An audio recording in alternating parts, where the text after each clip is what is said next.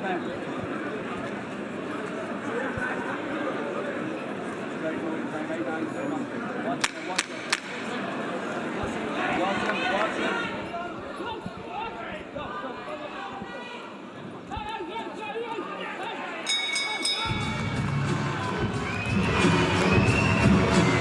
everybody to the 3 Arena in Dublin. We are live at ringside. This is Fight Night on talkSPORT Ireland. I'm Andy Clarke. With me for this evening I've got Steve Collins, the Celtic Warrior himself, two-weight world champion, and top analyst Joe O'Neill. We've got a good undercard to get through. Just a quick handshake there with Callum Simpson. He is always to be found at ringside, just casting his eye over things tonight. There's quite a number of fighters already in attendance, actually. And we're counting down to the top of the bill, which is, of course, Mick Conlan up against Jack Bateson in what is a crucial fight for both of them. For Conlan, if he's to realise that ambition of winning a world title at the third attempt, then he simply must win tonight. And in my opinion, really, he needs to win well, but such is his drawing power, the win in itself can catapult him forwards. For Bateson, this is a massive opportunity. This is the kind of fight that he has been waiting for. And let's just dive straight in, Steve. We've been talking about it off air the last few minutes, and this really is it for Mick Conlan tonight, isn't it? Because we felt like that was probably the case when he boxed Jordan Gill. He didn't win that fight. He got stopped for the third time, and I wondered whether we'd see him again. He came back in March. I think this is a good match for him to see where he's at, but he absolutely has to win. Nothing else will do. He definitely has to win. It's not a good match. It's better than that. It's actually a tough match. He's up against a very experienced, talented fighter who had a great amateur career, and as a pro was just getting better all the time. So it's not going to be an easy fight for Conlan. You know, Conlan to me is probably one of the most talented fighters I've seen who hasn't won a world title. He's been so unlucky, but he has to get a win here tonight, and a win here tonight should propel him into another title shot. And I'm hoping, you know, third time lucky for him, because lucky is something that has not been his career. He was so unlucky in the Olympic Games. He should be a gold medalist. He's so unlucky not to be a world champion. So maybe tonight, a good win tonight, and if he gets a third time to fight for the world title, hopefully third time lucky for him. Joe, you followed his career closely all the way from the start, right through the amateurs, and you look at that first world title fight against Lee Wood, through 10 rounds, he was all but there, wasn't he? He got the early knockdown, he couldn't miss him with the left hand early on. It looked like he might get the stoppage, but even then, with a couple of rounds to go, he could feel it, he could taste it, he could touch it, really, couldn't he? Yeah. And then what happened in the 12th round happened, and then another knockout in his next fight against Luis Alberto Lopez, and the knockout is this thing we have in boxing that you don't have in other sports, and it does something to somebody. I think it's as simple as that. And what did you, I know you were there for the second fight, what did you make of it all, those two fights? Yeah, it's tough for Michael, and he's had to sort of come to terms with, or process in maybe different ways. So the Lee Wood fight, he maybe puts it down to just almost like a freak shot, and like with defeat from the jaws of victory, as we were saying, 90 seconds away from becoming a world champion. The Luis Alberto Lopez fight is slightly different as well. He probably fought the wrong fight down, he admit. And then I found it interesting when he spoke about the Jordan Gill loss, where he sort of pointed to issues outside of the ring that he's almost disregarded that. So now he comes back here, and you do have to wonder, like, is that playing in the back of his head? Is his punches just playing in the back of his head? He is talking about feeling better than he's ever felt before, and I know fighters sometimes do tell themselves these stories that, okay, yes, I am feeling great in camp, but Mick himself is, he is takes that by saying, no, I'm not the sort of person who will say, like, oh, I'm not that camp level, and I'm going to put on a show here. He wants to, he feels like, you know, his comeback fight there earlier in the year against Brighton, that he wasn't really the bottom in all cylinders, but now he feels that he's ready to put on a performance and show that he still belongs at that level. How hard is it, do you think, to get over those kinds of defeats? Because there are similarities between his career and yours, in that you had two world title fights that didn't go your way, and then you got there the third time, but you lost on points twice, and it's not the same, is it? It's not, you know, great fighters have been knocked out in the past and come back and win world titles, and it's very hard. It's a very hard thing to do, because you've got to have great, you know, belief in yourself and determination and heart, and he ticks all those boxes. And he has been knocked out. We know he's been knocked out. He knows he's been knocked out. But I tell you what, it doesn't stop him coming forward. It doesn't stop him getting into tear-up. And he fights like he was never knocked out. So maybe he's the exception. And if anybody's an exception, it will be him. Yeah, that's a really good point, because this is something I've looked into in mind-boggling detail the last couple of years, and people get over it or don't in different ways, and it does happen. You look at someone like Roberto Duran, he got absolutely iced by Thomas Hearns, and then look at what he went on to achieve after that. Iron Barkley, those kinds of successes. Somebody I work with a lot, Matthew Macklin, who you know, he got knocked out, and all his best work after that Jamie Moore knockout came subsequent to that. So it's not like it's impossible, but it's just something that you have to kind of factor in. In terms of motivation, one thing I've been interested in hearing him talk about in the build-up to this fight is that he doesn't need to box. I'm assuming he's talking about a solid financial situation, which I'm always really glad to hear. He's doing this for his family. He doesn't really need to box. And when I hear that, I always think to myself, I don't really believe you. You're not doing this for your family. You've got to be doing it, at least a big chunk of it. It's got to be for yourself, Steve. I don't think he just says things for the sake of it. He doesn't need the box. But he wants to, doesn't he? That's when you know, when you want to and you don't need to, then you know you're in there because you want to do it. And that to me is more real. If you need to do it, it's sad. If you want to do it, it's great. Because a lot of fighters have made lots of money in fights and they keep going. Why? Because they love to do it and they want to do it. They want to achieve their goals. His goal is to be a world champion. When he wins that world title, which I honestly believe he will do one day, he'll sit back and he will be a happy man because he got what he got wanted and what he deserves.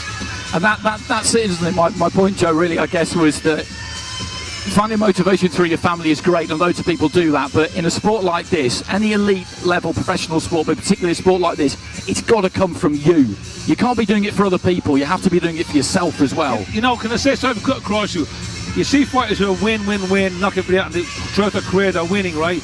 You get me a guy who climbs off the floor and loses a fight and comes back and wins a world title. To me, that's a true champion, because they've come from the depths and the worst in their career and come back and finish on top. And if he finishes on top, that'll make him a better champion, having been knocked out previous. Okay, so we're just about to get underway. Here's Paul Booth. First boxer today, he's weighing out to the red corner from Mexico City, Salvador Juarez. So first up, we have got Salvador Juarez up against Charlie Edwards. Now this is an interesting one, because Edwards, a former world champion himself, who has been on a quite long, protracted kind of comeback trail over the last few years. He won his world title against Christopher Rosales back in 2018, then moved on from that WBC flyweight belt after a no contest against Julio Cesar Martinez, a fight in which, quite honestly, he was heading for defeat. But Martinez hit him very, very late, so late when he was already down that the referee had turned around to get to the neutral corner and missed it. And Mauricio Suleiman at ringside overruled the original verdict of a Martinez win to rule in, not in Edwards' favour exactly, but to give the no contest. He's up against Salvador Juarez, who has just made his way to the ring. And Charlie Edwards is now just taking the stage behind me, adorned in silver and orange, just having a little prowl around on that staging area before he makes his way up to the ring. Andy Lee over on the far side. I can see Adam Booth as well. Adam Booth has been invested in a number of fighters on this card down the years. Of course, Michael Conlan foremost among them. Charlie Edwards too, as he makes the walk down from the platform, a very serious look on his face. After that experience against Martinez, he moved up to bantamweight, won a European title against Thomas Assomba, lost for the British and Commonwealth against Andrew Kane in more recent times, and now tonight he's back at Superfly. But he's somebody with really proven ability, and he's stuck at it through some times where he would have been beginning to wonder if it was all really worth it.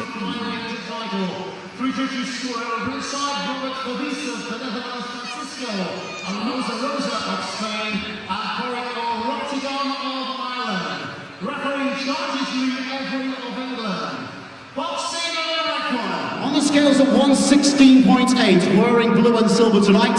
20 victories and a former WBC Latino super flyweight champion, boxing out of Mexico City, Paloncito, Salvador Juarez.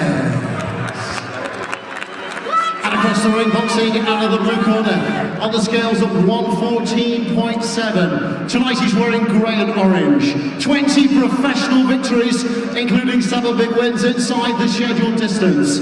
Standing proudly as an English flyweight champion, a British super flyweight champion, a former WBC international silver flyweight and bantamweight champion, former EBU European bantamweight champion, and a former WBC flyweight champion of the world. From Epsom, Surrey, England, introducing Charlie Edwards. Referee Lee Every now gives his final instructions. So these two called to the centre. Okay lads, when I say stop, you stop boxing. When I say break, take a step back. Keep your hands up, protect yourself at all times. Good luck to you both, good luck. Final instructions from referee Lee Every. Salvador Juarez retreats to his red corner. He is in sparkling blue and silver. Edwards on the opposite side of the ring, just shaking out those gloves, those feet, bouncing on the balls of his feet, and he'll be looking to impress tonight, coming back down to super flyweight from bantamweight. I mentioned the pedigree that he's got. He's got one other defeat apart from that Kane defeat. That was against John Real Casimiro way back now on the Brooke Golovkin undercard. He took that fight too early, to be honest, but he couldn't really turn it down. He took a bit of a shellacking that night and eventually got stopped in the 10th. Showed an awful lot of grit. At the time you worried whether it might take quite a big chunk off him. He was still quite young, but he didn't allow that to happen. And he's well set up, just looking to try and pop out that jab. But Juarez, for his part, certainly looks like he knows what he's doing. He's got a decent enough record that he brings to the ring. Already a decent enough crowd inside the 3 Arena. It is sold out for the top of the bill later on. These two at the moment just having a little bit of a look, then getting into quite close range there, each letting a left hook go. Good jab there from Edwards, who has got the advantage when it comes to height and reach. And this one scheduled for 10, the WBC International Super Flyweight title on the line. And looking at the early stages here, Steve, this certainly isn't going to be a knockover job for Edwards. Juarez is tight, he's compact, he has the look of a man who knows what he's about. Definitely is. He's cutting the ring off and he's putting Edwards under pressure. Edwards, he's comfortable, he's moving. But I've just seen a nice overhand right from Juarez. You've got to watch them. This is early on in the fight, so later on in the fight he'll be more open to those, so he's got to be careful. He did just wing it over the top there, Juarez. Wasn't too much of a tell, too much of a warning with it, and you could see that he got the attention there of Edwards. Well, Juarez, he knows he found his target, and he'd probably, set him up for a bigger shot next time he throws it. Edwards again just looking to try and pump that double jab. It was quite the night he had against Christopher Rosales back at the end of 2018. His mum, who had been very ill, Terry, was at ringside. There were very emotional scenes when he claimed that WBC belt. There's that right hand again, Steve. Yeah, he's got to watch it. When Edwards is moving to his left, he's moving on to that right hand. And Juarez is a clever fighter. He's been, sparring with the great fighters, have been around, some of the toughest fighters in the game. He knows what he's doing, so you've got to watch him. He's dangerous. It's a dangerous fight for Edwards. And I admire him for taking this fight. He just climbed into a lead left hand again there, Juarez, and as Steve was saying, he's coming off the ring quite nicely, just holding the centre of the ring here. Gives a little bit of ground. Edwards in the middle now, just with that guard up nice and high, trying to creep in behind that front foot. What Juarez does well is he springs in from the outside nice and quick. He's not really allowing Edwards to find that jab with regularity and try and dictate terms from the outside when he attacks Juarez, as he did there. He attacks. That's a bad cut over Juarez's right eye now already. That's a bad cut right above the eye. That's going to cause him significant problems. Can you see it? Yeah, I can, absolutely. He's right above us now, and a little bit of blood just spraying over inside, and he gestures to the referee Lee Every as he makes his way back to the corner there, Juarez, and that's he from a head clash. He wants to claim a head catch, but the referee called the head catch. We'll have to wait and see what signal he gives as he comes around, and I think he just tapped the head, so he's saying that an accidental has a clash of heads. He's confirmed that to us, and it's on the left eyebrow. It doesn't look like it's on the corner of the eye either. I think it's pretty much... Well, no, but if the blood flows down into the eye, it's a problem. The edge of the eye is okay, it flows away, but above the eye can flow into it. Just getting back to the point I want to make, whereas, 31 fights, he's only got 4 knockouts, according to the stats here. So, he's throwing overhand rights like he's a puncher, but looking at his records, only 4 knockouts. I'm not too sure about that. For the corner, just working on that cut then. As we were saying, it's kind of nearer the bridge of the nose, but it's pretty much in the middle of the eyebrow, and that is a problem because it will just run straight into the eye. And another issue with a cut in that position, it's that jaggedy kind of cut that goes across the eyebrow like a lightning bolt, a bit of a Harry Potter type cut, if you like, and that cuts across 2 different groups of facial muscles. Well, a doctor once told me, so it will bleed. Absolutely, and Edwards now has got a good job. He's going to work on that cut now. Good target to go for. It absolutely is. And Edwards just trying to move right, move left, inject a little bit more dynamism, I think, into his display so far. Far side of the ring is back to the ropes. Let's go with a left hand, and just to remind everybody of the rules in this situation. We need to get to 4 completed rounds for this to become a legitimate contest. If it gets stopped due to a cut caused by an accidental clash of heads before the completion of 4 rounds, it will be what we describe here as a technical draw, a no contest, they call it in other parts of the world. If we get to the end of 4 rounds, then it'll go to the scorecards, and that could see a shift in the mentality here. Juarez was aggressive in the first round, but he might be even more aggressive now, Steve, because he could feel he's on borrowed time. You can't see the shift. Juarez is now coming for it. He's going for it. He knows his time is limited, and he's probably got maybe 2 or 3 rounds, so he's going to throw it all in. Just left-hand side of the ring there. Juarez just launching into a lead left hand, didn't quite land it. Edwards, again, just trying to pull with the jab a little bit. He's staying out of trouble here, Edwards, in this second round so far as we head up towards the midway stage. Again, just skirting along the ropes away to our left-hand side, right above us. Juarez still trying to stalk, still trying to cut that space down as much as he can. He throws that lead left foot out nice and wide to try and set up that right hand and really heaves it in a lot of the time. Didn't quite manage to find it there, but Edwards again just using that outer clock face in this round so far, and looked for that right hand again there, Juarez far side of the ring. Edwards had just taken a little step back and made him miss, but couldn't quite make him pay. Maybe that's something he's looking for, Steve, to draw that overhand right. He's looking for that to land that big right hand, but Edwards is a very, very clever boxer. He's slick and he moves well. Edwards will keep moving away, keep throwing combinations, keeps his hands high and keeps moving. If he sticks to that, he'll win.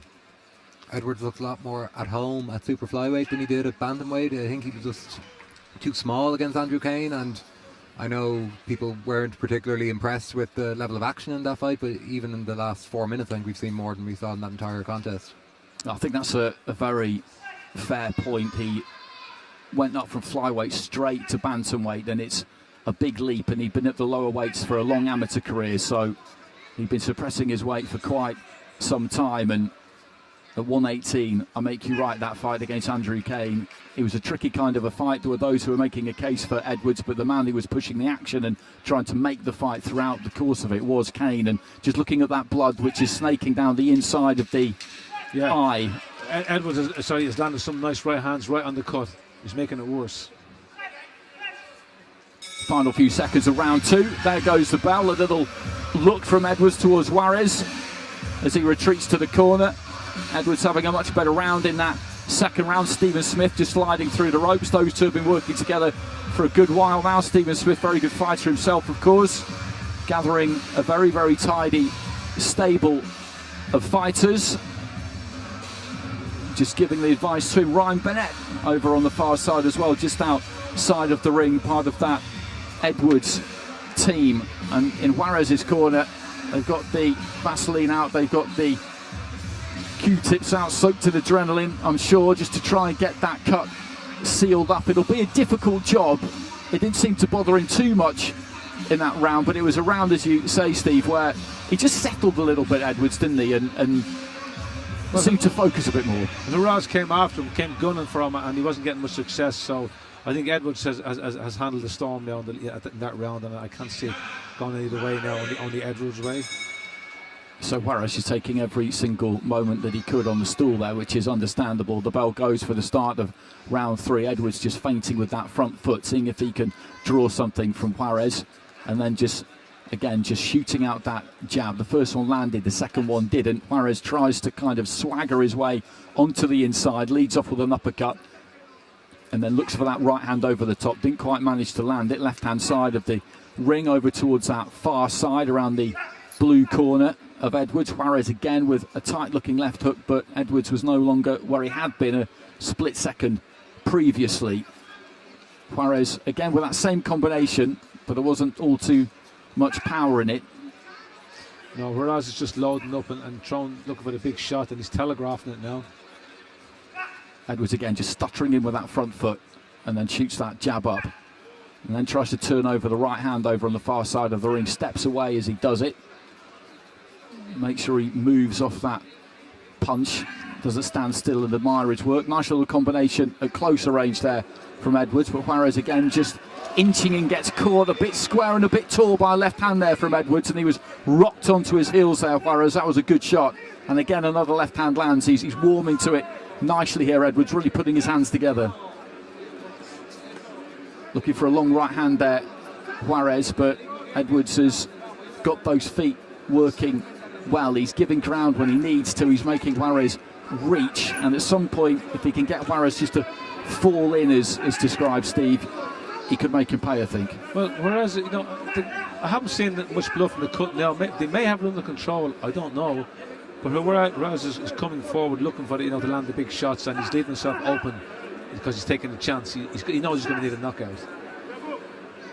They do look like they have done a really good job sealing up that cut so far. Good left hand into the body there from Edwards on the right hand side of the ring, as Juarez again just looks to walk him down on the near side here, right up above us. Edwards just saunters to the left and then to the right, gets himself out of trouble. Didn't look under any great pressure, but there's not really any blood coming from that cut, not as much as we might have thought anyway. But Edwards just steps in nice and tight there and looks for a couple of uppercuts on the inside. The first one cannoned off a forearm, the second one got through, heading into the final 30 seconds of round 3. It's been a good fight to watch this from the start, because both of these two are looking to let their hands go. A bit of blood coming from that cut now, but I think we are going to get to the end of 4 rounds here. We're not going to get the fight called off before that stage, which would be a disappointment to say the least. There's another 3 minutes after this before we could call that for absolutely sure, but I would be surprised if that wasn't the case. A nice flurry again there from Edwards in the final few seconds of the round. Juarez trying to work that jab, and there sounds the bell. 3 rounds down in this scheduled 10-rounder, and as you said early on, with someone like Edwards, with the caliber that he's got, if he uses those skills, uses those feet, then he can make relatively light work of this, and that's what it's looking like at the moment. As I look at Raz, his cut seems to be healing okay. I think this could go the distance now. If they maintain that cut and stop it bleeding, I can see this going the distance, but I think it will be a little bit one-sided though. Credit to Juarez though, he has come in with his tail up and a good amount of aggression. He is coming in off the back of a win out of the away corner in Japan. Like, he hasn't come to lay down. I know his record probably isn't the best looking on paper, but he is coming with a lot of ambition here. That was a really good win, actually. You're right to mention that. That's December against a 2-0 fighter, Ryusei Morikawa. 2-0 might not sound like much, but they matched them hard in Japan right from the beginning. And that's what they would have wanted from Morikawa. They would have wanted a proper test. There's strict rules over there, the Japanese Boxing Commission, about what they will and will not allow. So it might seem a bit ambitious chucking a fighter with just a couple of wins on their record in against somebody like him, but that is how they like to do it. And to win on the cards away from home anywhere in the world is not an easy thing to do as we head into the start of round 4. And again, Edwards, far side of the ring, just catches Juarez with a left hook as Juarez just open out and look to try and throw that right. These two haven't really had to go looking for each other much from the start of the fight. Juarez with that tight guard, just inching in, trying to creep in, and then just heaves that right hand in as a slightly kind of agricultural look to him almost as he looks to let his hands go. He doesn't quite have the slick style of Edwards, but he can be effective nonetheless. That was a good shot from him, far side of the ring towards the neutral corner, just dug in a left to the ribcage there of Edwards. A minute gone in round 4. Yeah, I think Juarez wants to get into a war, wants to slug it out, but Edwards is just too clever for him. He's moving well and he's picking them off. Just resets there, Juarez. He looked like he was about to throw, and then he just gets tagged by that left hand again there. And that's happened a number of times, and I think Edwards now almost knows when he's going to look for that right hand, and he does take a little bit of time to wind it up, and as he's doing that, he just clips him with a short left hand. There's not been any enormous power on it, but it's a good scoring punch, and you can see that blood just kind of snaking its way from the cut down the inside of the bridge of the nose and then round underneath the eye. So if it doesn't come out too freely, then somehow, and it's a bit of a miracle really, it is managing to run clear of that eye, which is good news for him. But there's that left hand again as he just walks forward there, Juarez. He can't seem to stay out of the way of it into the final minute of round 4. Decent looking jab there from Juarez. Edwards aiming the uppercut as Juarez came in there. He's looking gradually, round by round, more expansive here, Charlie Edwards, after perhaps a little bit of a slow start early on. He's using the outside of the ring. Juarez taking the centre. And there's a right hand again from Edwards, who's just got the edge in pretty much every department, you would say. But we've seen fighters like Juarez before, and it's not going to deter him, is it? It's not going to discourage him. Edwards is using the ring well. He's boxing, he's boxing a clever fight.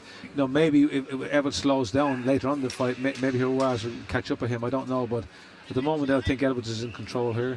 But he's got his work cut out because he's got danger in front of him all the time. And there goes the bell at the end of round 4, and he does have to keep that work rate high, Joe, doesn't he? Because he's the kind of guy, Juarez, where if you do just take your eye off the ball, that's what he's looking for. He's looking for just a little bit of an opening to get his own work done, put a bit of wind in his sails, and it's amazing how quickly things can change. Exactly, yeah. We were only just talking before the fight about the Michael Conlan-Lee Wood fight, and I think we saw the momentum swing in that fight once it got about 2/3 of the way through. And I know they're both 32, but Juarez probably will be banking on Edwards. Is he an old 32? Will he be able to get on top down the back end of the fight?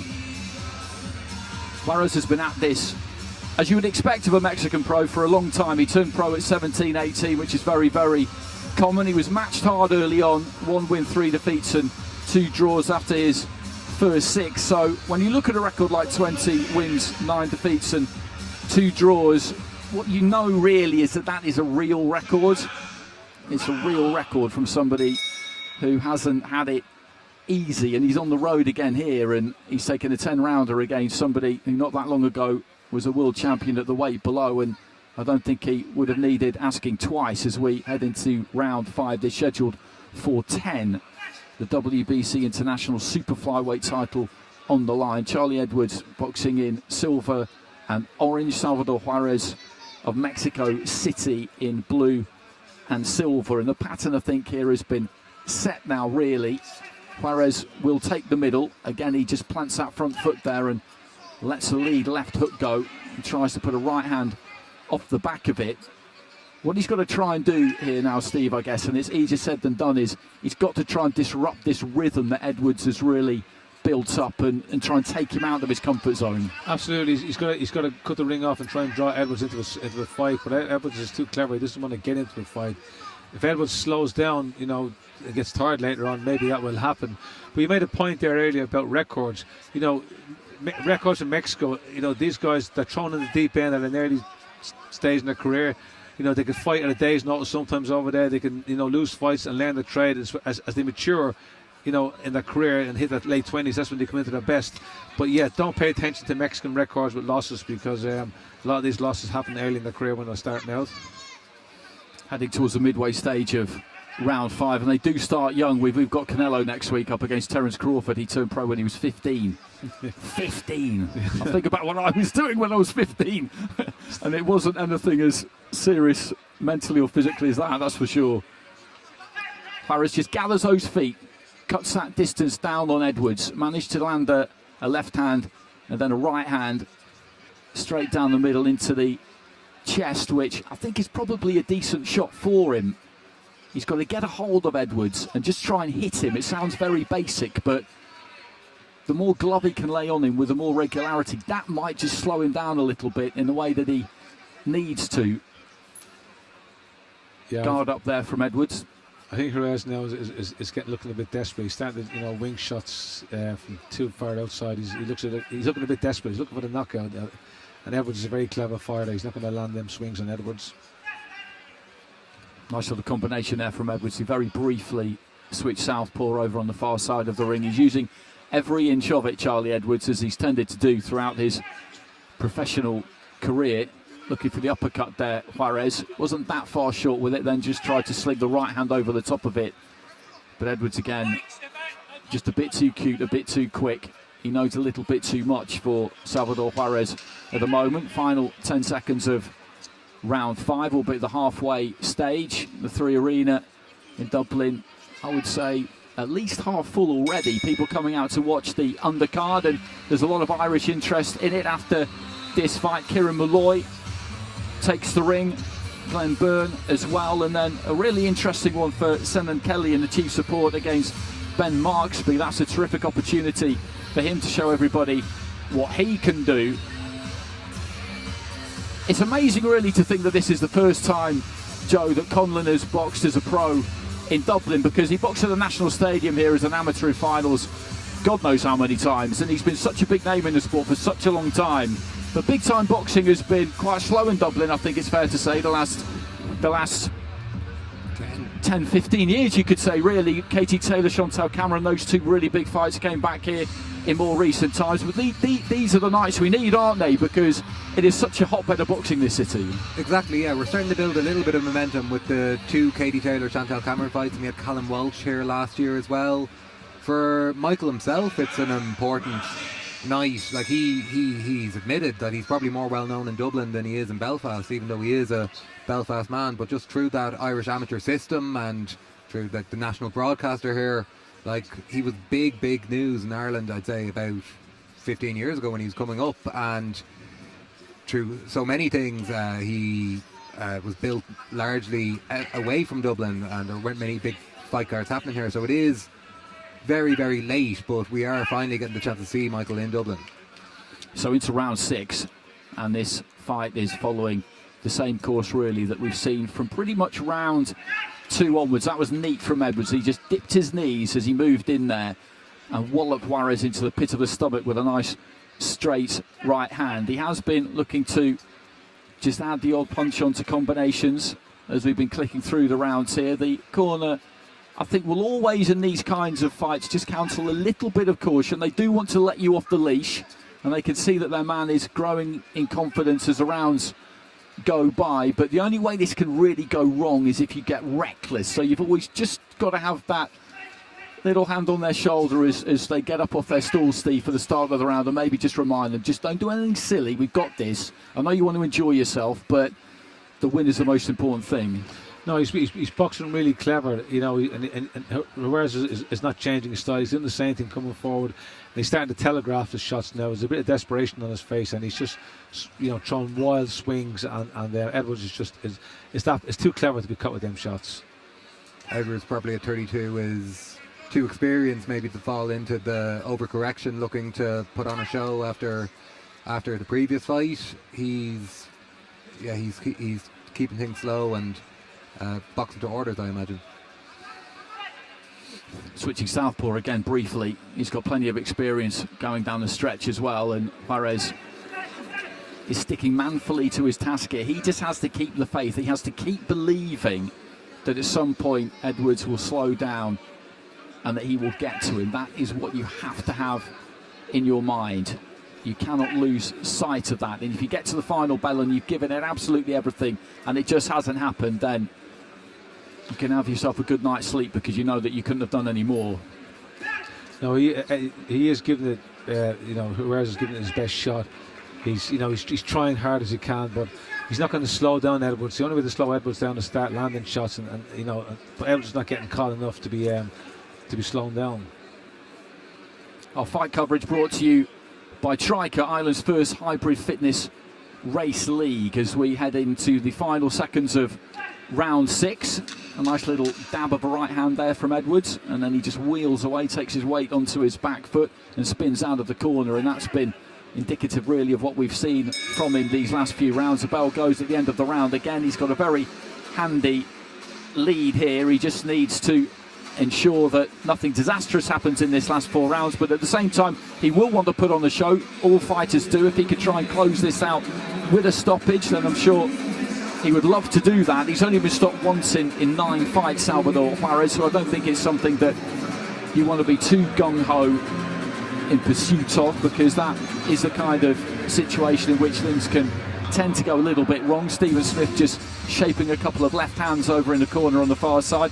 You mentioned Callum Walsh, Joe, and massive night for him next week. He's on the undercard, isn't he, of Canelo against Crawford. He's got Fernando Vargas, who's 17-0, and that's just the dream, isn't it? Dream of an opportunity. Yeah, this is his chance for liftoff, really. He has been built well, but it's largely been in tandem with the UFC Fight Pass sort of cards, which maybe aren't being put out to the more general boxing fan, and maybe you don't really associate with those sort of cards. And now, on probably the biggest card of the year, he has his opportunity in very, very high profile fight. So into the start of the 7th. In between rounds there, the TV cameras just went backstage and picked out Michael Conlan as he was hanging his robe up on the peg in the dressing room. He's now trained by Grant Smith out of the Steel City gym in Sheffield. Adam Booth, who's on the far side of the ring. They parted company before the Jordan Gill fight, I think it was. He was with Pedro Diaz for that fight, and for his last one back in March, he's teamed up with Grant Smith, and he's very much enjoying that partnership from what he's been telling us over the last few weeks. Edwards up in that ring, a former stablemate of his from a few years ago now. Good jab there from Juarez, got close enough, and then again looks to launch that big right hand over the top, near side of the ring, just above us, but he was caught on the shoulder there by Edwards. There's another nick, I think, on the corner of that left eye, because there's some blood running clear of the corner of the eye. It doesn't look too serious, but just a little bit more damage to that same eye there by the look of it for Juarez, who again just looks to try and get those feet in, and when he gets close enough, just let his hands go. But Edwards has just got that advantage over him in speed of reaction and also in hand speed, and when that's the case, then you are up against it. And as you've been saying, Steve, he's got to land something big to really slow his man down, and also just give himself a bit more self-belief. Yeah, Edwards looks comfortable here. He's been doing the same thing for the last number of rounds. He's moving, he's picking off, and he's moving, and Juarez just hasn't got the ability, to cut him off. Edwards is just too classy for him, and Edwards is experienced. He's not going to change the fight now. He's winning. He's going to stick to the winning style he has here. Inside the final minute of round 7, just touched down there with a glove, Juarez, but there was no knockdown called by the referee correctly. Edwards immediately just steps in and looks to try and launch a left hand into the body. I think Juarez managed to smother that one mostly with his gloves, and he's just trying to beckon Edwards in a little bit here. There you could see on the far side, he's maybe just muttering to him slightly. He wants him to engage more. Of course, that is what he wants. That's what will give him the best chances. If Edwards just loses his discipline in the final stages here and decides that he does want to try and please the crowd, but that's not really in his makeup, that's not really in his nature. He's not going to fall for that. He's far too experienced.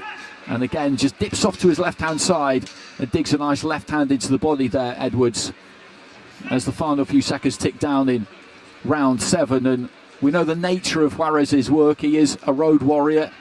A lot of the time those defeats will have come on the road. He probably hasn't had an enormous amount of notice for this, probably a few weeks, but he's in good condition, that's for sure, because he's never stopped coming forward here, and he's biting down and still just trying to maintain that belief that he can land something solid towards the end here and turn this around. And it is one of those sports where that can happen in the blink of an eye and everything can change, but it's difficult to see, isn't it, at the minute?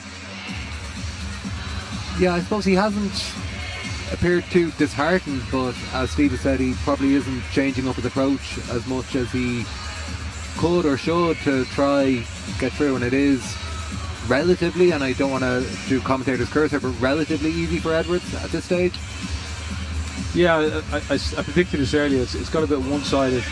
You know, Juarez is loading up, throwing big shots. We can see them from ringside, and also, he's not going to catch Edwards. Edwards is just too classy and too clever for him.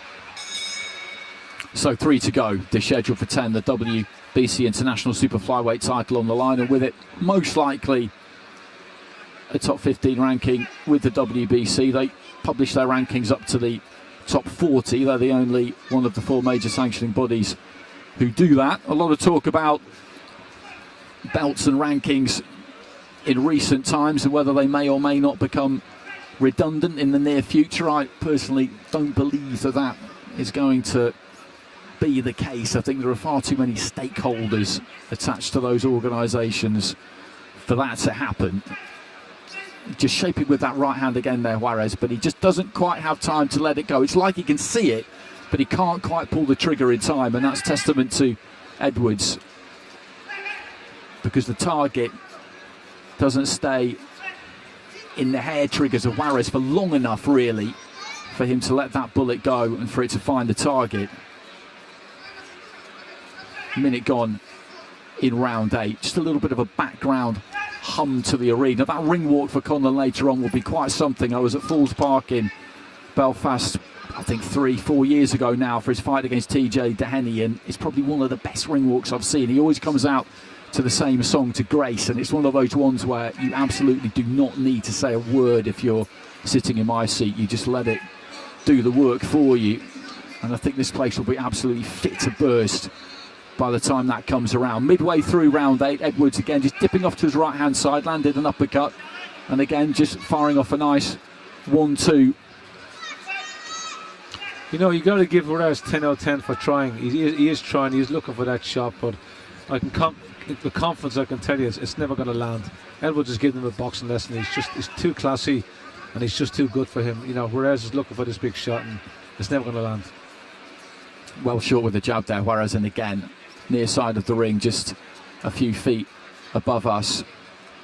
He's got those skills, Edwards, honed through a long, pretty illustrious amateur career. He and his brother took up boxing young, him and Sonny. His dad was very, very keen on it. They were well known around their area in Carshalton, Sutton, South London, because they had a boxing ring in their front garden, and you could see them at it pretty much all hours of day, come rain, come shine. So they've been bred for this in a lot of ways, and they were both on that GB setup. Charlie Edwards for a good long time, turned pro after the 2014 Commonwealth Games. Was a bit unlucky because he had Andrew Selby ahead of him, who was a phenomenally talented fighter, so decided to turn pro 10 plus years ago now with Matchroom and Eddie Hearn, and got that world title. And as I said, has been a little bit under the radar since then, but has exploded back onto the scene in recent times, and you can see that he's always lived the life as well. That's something that we've always known about Charlie Edwards. So 32 he may be, and a few miles on the clock there may well be, but he still looks in good condition. And if you've looked after yourself, Steve, and you've still got that ambition, then in a way anything is possible. It is, and he's not a guy that gets drawn into wars. So he's a young fighter, you know, with his career being on the road a long time. He's still young because he hasn't been. He doesn't get beaten up. He moves, he boxes, he slips shots. When you look at Juarez on the other side, he's taking punishment all night long. You know, he's going to age quicker. Something we were talking about before we went on, Joe, is how I think probably because of the problems around elite international amateur boxing that came straight off the back of COVID and how hard that was. Quite a lot of fighters are turning pro a bit sooner now than maybe they used to. But when you see someone like Edwards, and we'll see plenty of other fighters tonight who did have that long international amateur career, you can see what good it can do you, because in terms of career longevity, all right, that does take a few miles off your clock because it's a hard programme, but it can mean that when you get to this level, you don't go having unnecessary wars. Exactly, and you're coming into the professional game as essentially already someone who's been a professional athlete for many, many years, who's had the conditioning, the funding, the professional approach. And yeah, Edwards is an interesting one because I know he has reached the top of the mountain, but he is sort of in a similar boat to Michael Conlan, that you are asking the questions, what is motivating him here? It is purely, you would imagine, to get back to world title level, because he will have been in lots of big money fights, you'd say, over the last 10 or so years, and to still be going at 32 and still be in such condition here as well, like, it is a credit to him. You just made a comment, it's not about money. You can win the lottery tomorrow and have money in the bank. A title you can't win. You have to, these guys from the day he started boxing, 8 years old, in his front garden in the boxing ring, his dream was to become world champion, and that becomes almost an obsession. When you win the world title, it's money afterwards. So heading towards the... So I was going to say, there's a lot of guys out there with world titles who are, happier having the world title than some guys who never won the world titles and made a lot more money than them. So a minute down in round 9. One to go after this is scheduled for 10 for that WBC International Super Flyweight title.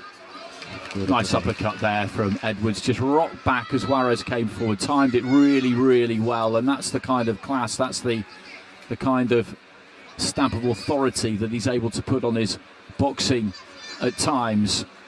Operating now in this super flyweight division, it's pretty intense down at the lower weights. It has been for a good while now, and they're getting more of a spotlight internationally and in terms of TV and recognition than they had done for a while. It kind of started with Roma Gonzalez, with Chocolatito, Estrada, Quadras, fighters like that, saw Rung Visai, and now it's very much in the hands of Bam Rodriguez, and taking on someone like him can be pretty painful, as Edwards' brother Sonny would be able to tell him.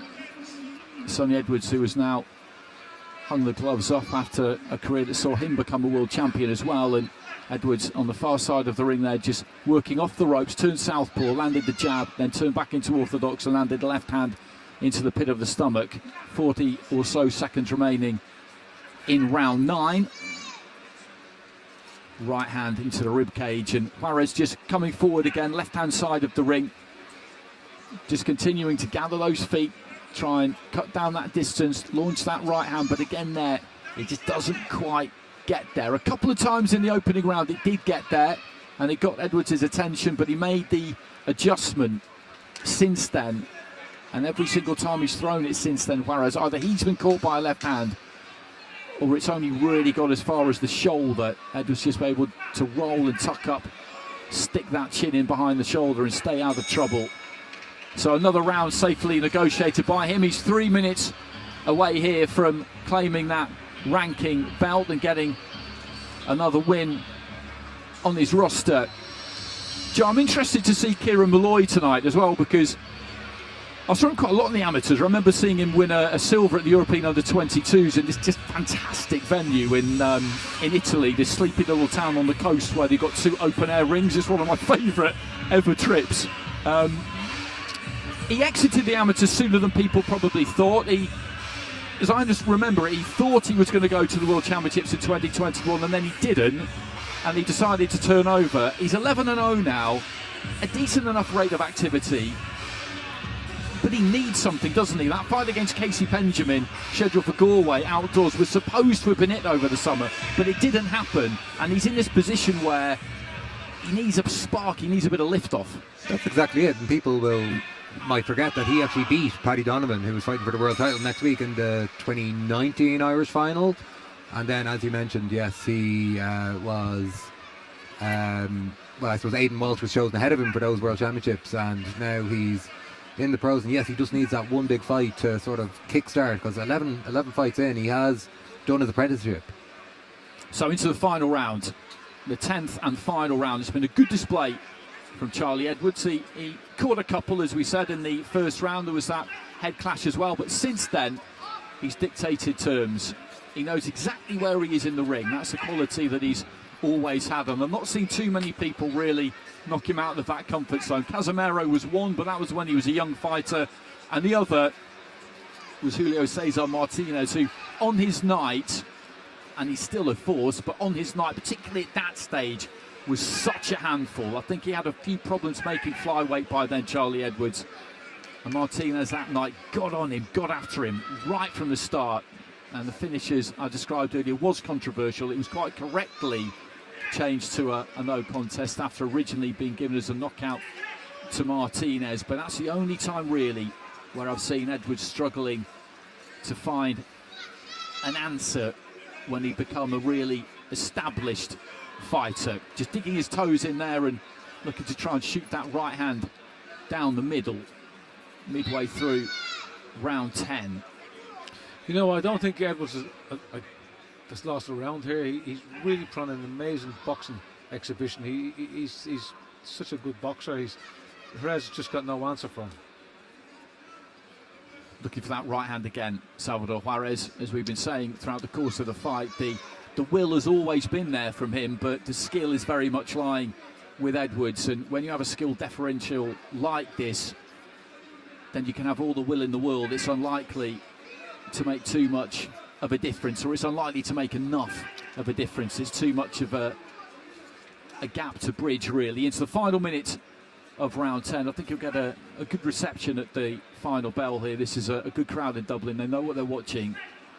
They've come in numbers to see Michael Conlan later on, but it's good to see a lot of people taking their seats for undercard fights, because it's not always the case. It can depend a bit where you are in the world, to be honest. Some places everybody just floods in off the concourses for the main event, which can be a bit dispiriting for the undercard, but that's not the case tonight. 30 seconds remaining. Again, just short with the right hand there, Juarez, on the far side of the ring. You know, you got to give Juarez 10 out of 10 for trying. He hasn't stopped since the first bell rang. Juarez has been looking for that and going forward and trying and giving everything he's got. It's just unfortunate Edwards it's just a classy boxer, and it's just outboxed him. He's just been half a step ahead the entire fight. Juarez not impressed by a little bit of showboating now from Charlie Edwards. He was up in that neutral corner, touching distance away from us. A touch of gloves between the two of them as the bell goes, and I think when we get the scores from this one, they'll be 99, 91s, maybe 100 points to 90. I think you could probably, certainly, possibly, maybe, probably give that first round to Juarez. There's always a round you can argue, but that's how close it was. You could maybe argue one or two, but to me it was a one-sided show, and Edwards is just too classy. He's a classy fighter, and he just outboxed him, really. Well, Edwards just walking over to Juarez's corner now just to congratulate him. He gave him 10 good solid rounds there, Salvador Juarez. As we suspected he would when you looked at his record, that seemed to be the likely outcome. Stephen Smith just giving Edwards a little bit of a drink there. Those two been working together at the Rotunda for a good while now. Callis Sowland, the Wasserman promoter, just stepping up into the centre of the ring as well. So all has gone well for their man tonight. Nissa Sowland on the far side as well. Adam Booth, as I mentioned, just sitting in the centre. Somebody who trained Charlie Edwards for a brief spell a few years ago now. He's still very much in charge of Josh Kelly, who should have a world title fight coming up against Bakram Murtazaliev at some point. Some final details to be arranged for that one. We're just waiting for these two to get ungloved, and then we'll get the final announcement of the scores from our MC Paul Booth. But there is definitely no doubt about which way this one has gone. It was a good fluid performance from Edwards after getting clipped a couple of times in the opening round, not with any disastrous effect, but as we've been saying, he made the adjustments after that nice and quickly and led Juarez a fairly merry dance, whilst at times just slowing those feet down, taking those feet in and putting his punches together nicely. Totally different topic. I'm just looking at Edwards. He still has his gloves on and he's relaxed with them on. I could not wait to get gloves off when the final bell rang. He's got them on like he's, he wants to go another 10 rounds. I've never seen that before, and no one's even tried to take the gloves off. No, you're right. Unless actually, he's got two horseshoes in there. I don't know what's going on, but have a look. I've never seen that. It's before. unusual, actually. That is unusual. Yeah. So, sometimes it can be. Sometimes it does seem like a hell of a job getting those gloves off. It can take ages. You just do it though. There's no one even bothering to do it. He's not looking for it. They're out there having a conversation, and he still has the gloves on. I've never seen that before. So Paul Booth has just slipped through the ropes. He's striding towards the middle of the ring now. Our MC. Let's get the scores. Let's get confirmation of which way this one has gone. Lee Every, our referee. Who's your money on? It would be an astonishing upset if Salvador Juarez got this one. Yeah. Here we go.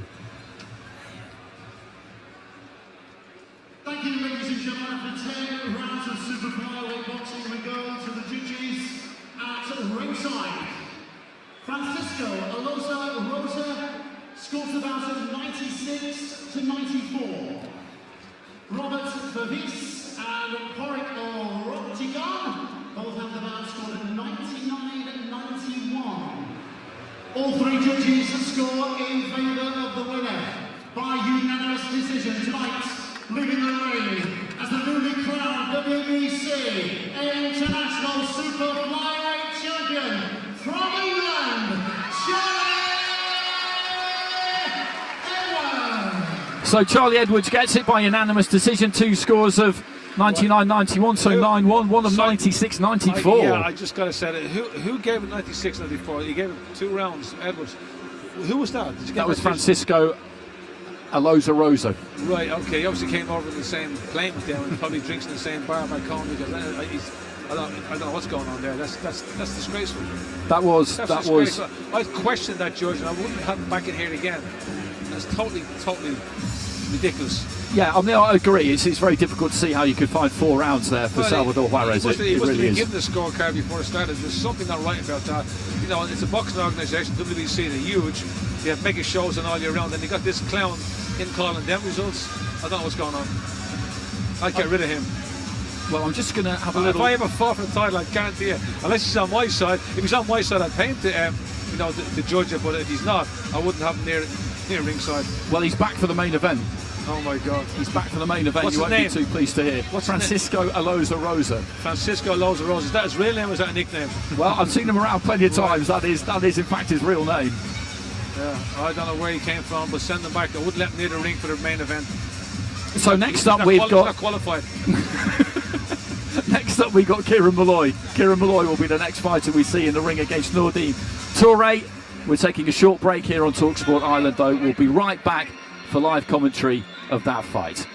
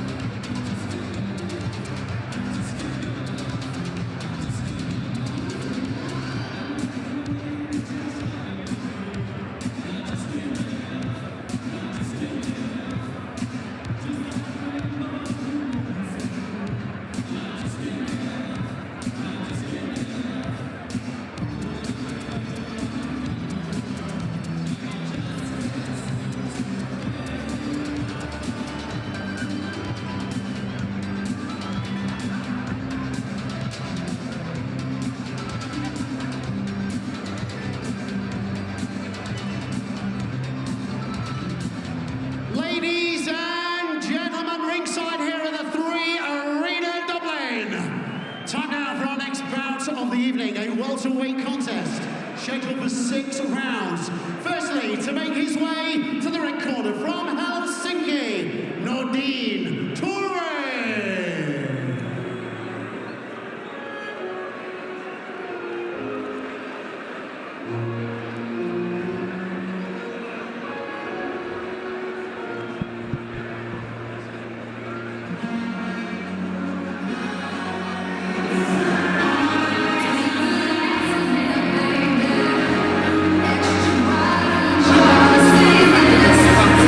Ringside at the 3 Arena in Dublin. This is Fight Night live on talkSPORT Ireland with me, Andy Clarke, Steve Collins and Joe O'Neill. We've just seen a good win for Charlie Edwards. Next up we've got Kieran Molloy. Currently making his way to the ring is Molloy's opponent, Nordin Torre. 12 wins and 4 defeats for him. His wins honestly have come against limited opposition.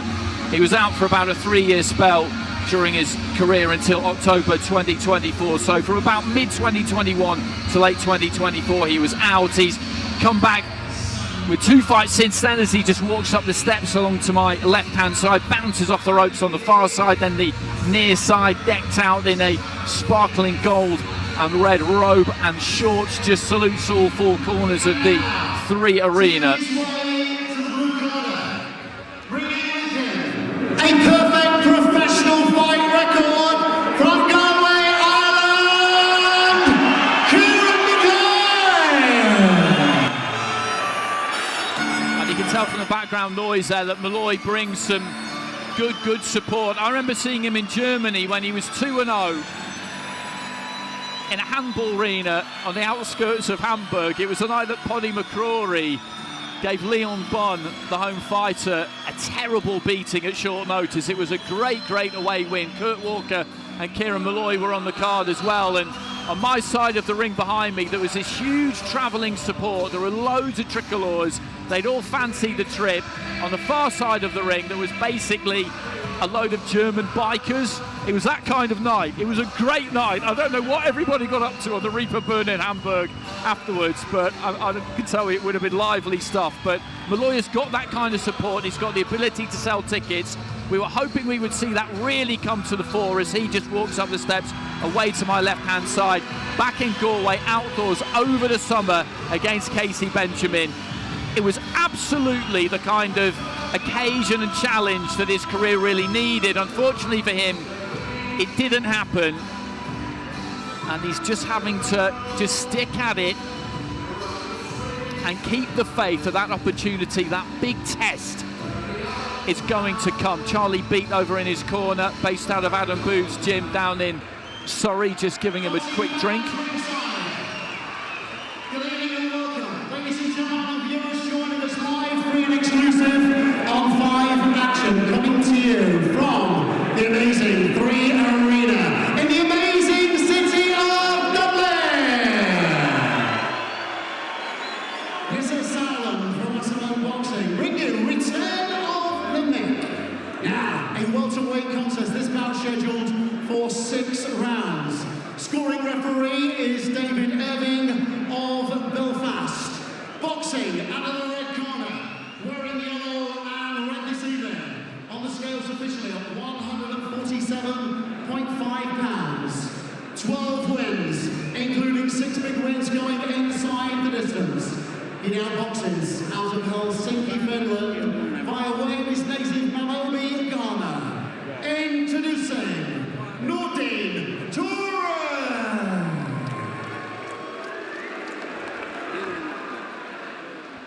And wearing maroon and silver this evening, boxing out of the blue corner, stands his undefeated opponent.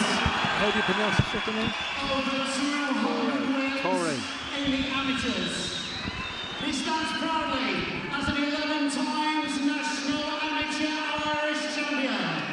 As a professional, his fight record is perfect.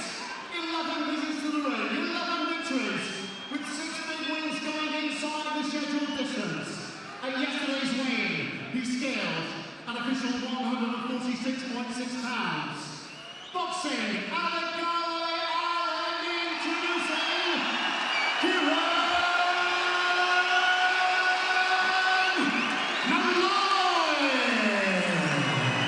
reception for Molloy. As expected, referee Michael Irvin will call these two to the centre. Keep us back in at all times. Protect yourself at all times.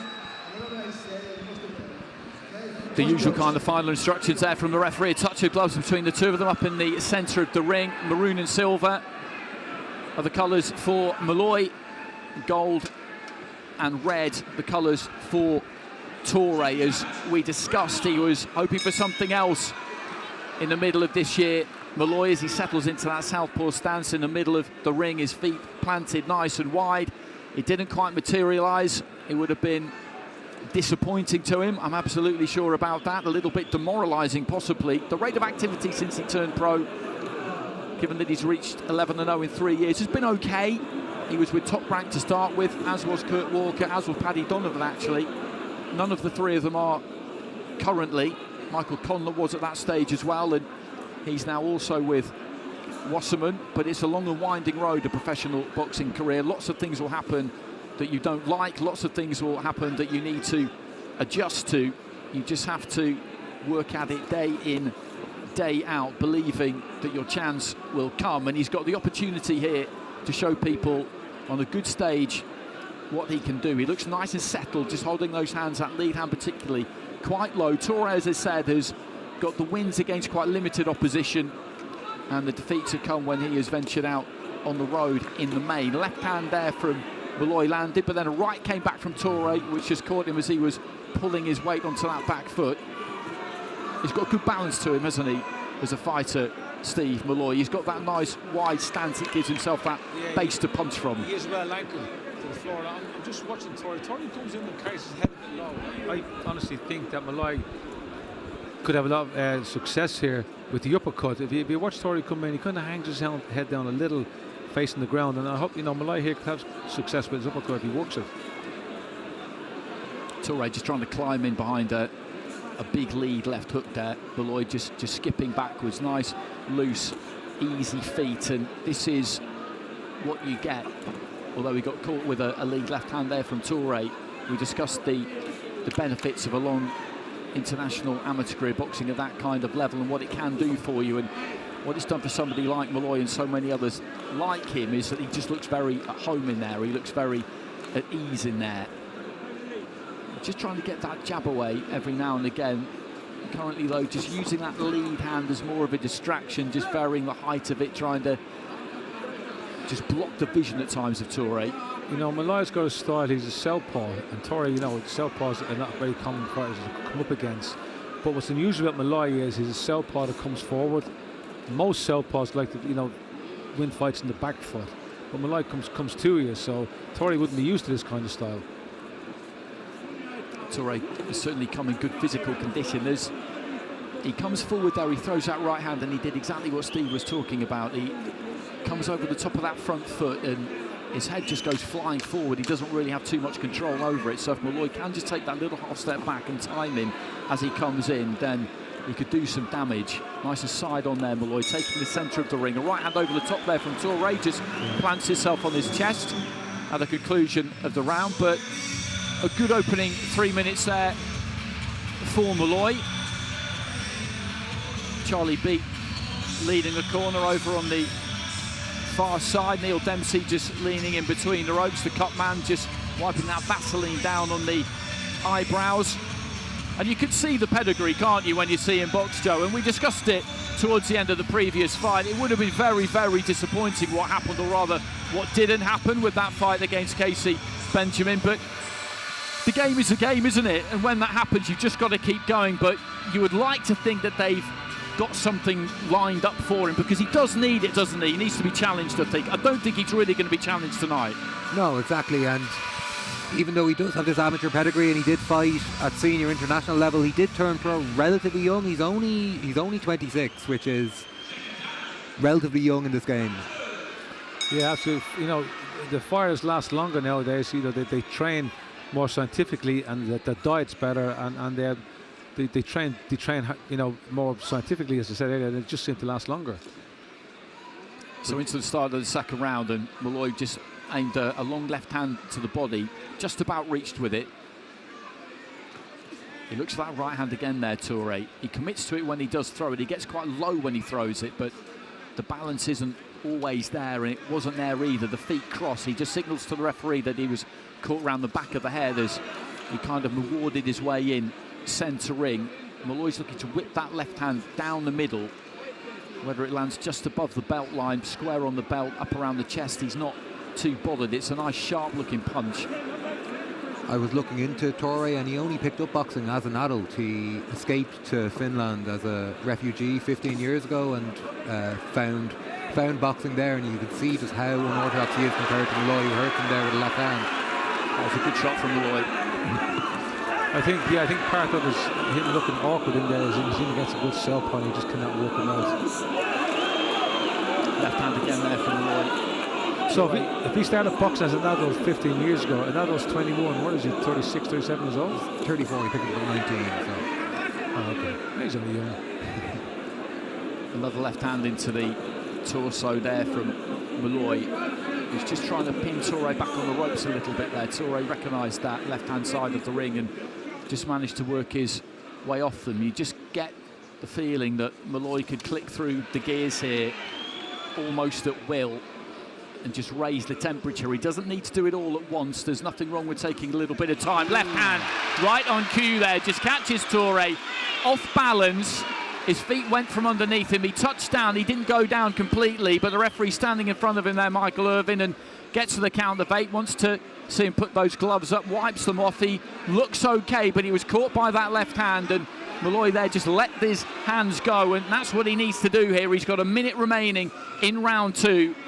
He's got an opportunity here really to try and make some inroads, and again he caught him with a left hand there, Molloy, as Toure was coming forward, and that longish hook come uppercut for Molloy at the moment can't really miss Toure, and it's something that you picked up on early in the fight, Steve, is that he gets low, Toure, comes in behind the punch, doesn't really have that much balance, and he can whip that shot in, Molloy, can't he? Knowing that he'll hit something. Yeah, Toure does kind of lean in and put his face down towards the canvas, and he is open for that uppercut, and Molloy's seen that now, and he is going to land it. And if he does land it, I think it could end the fight.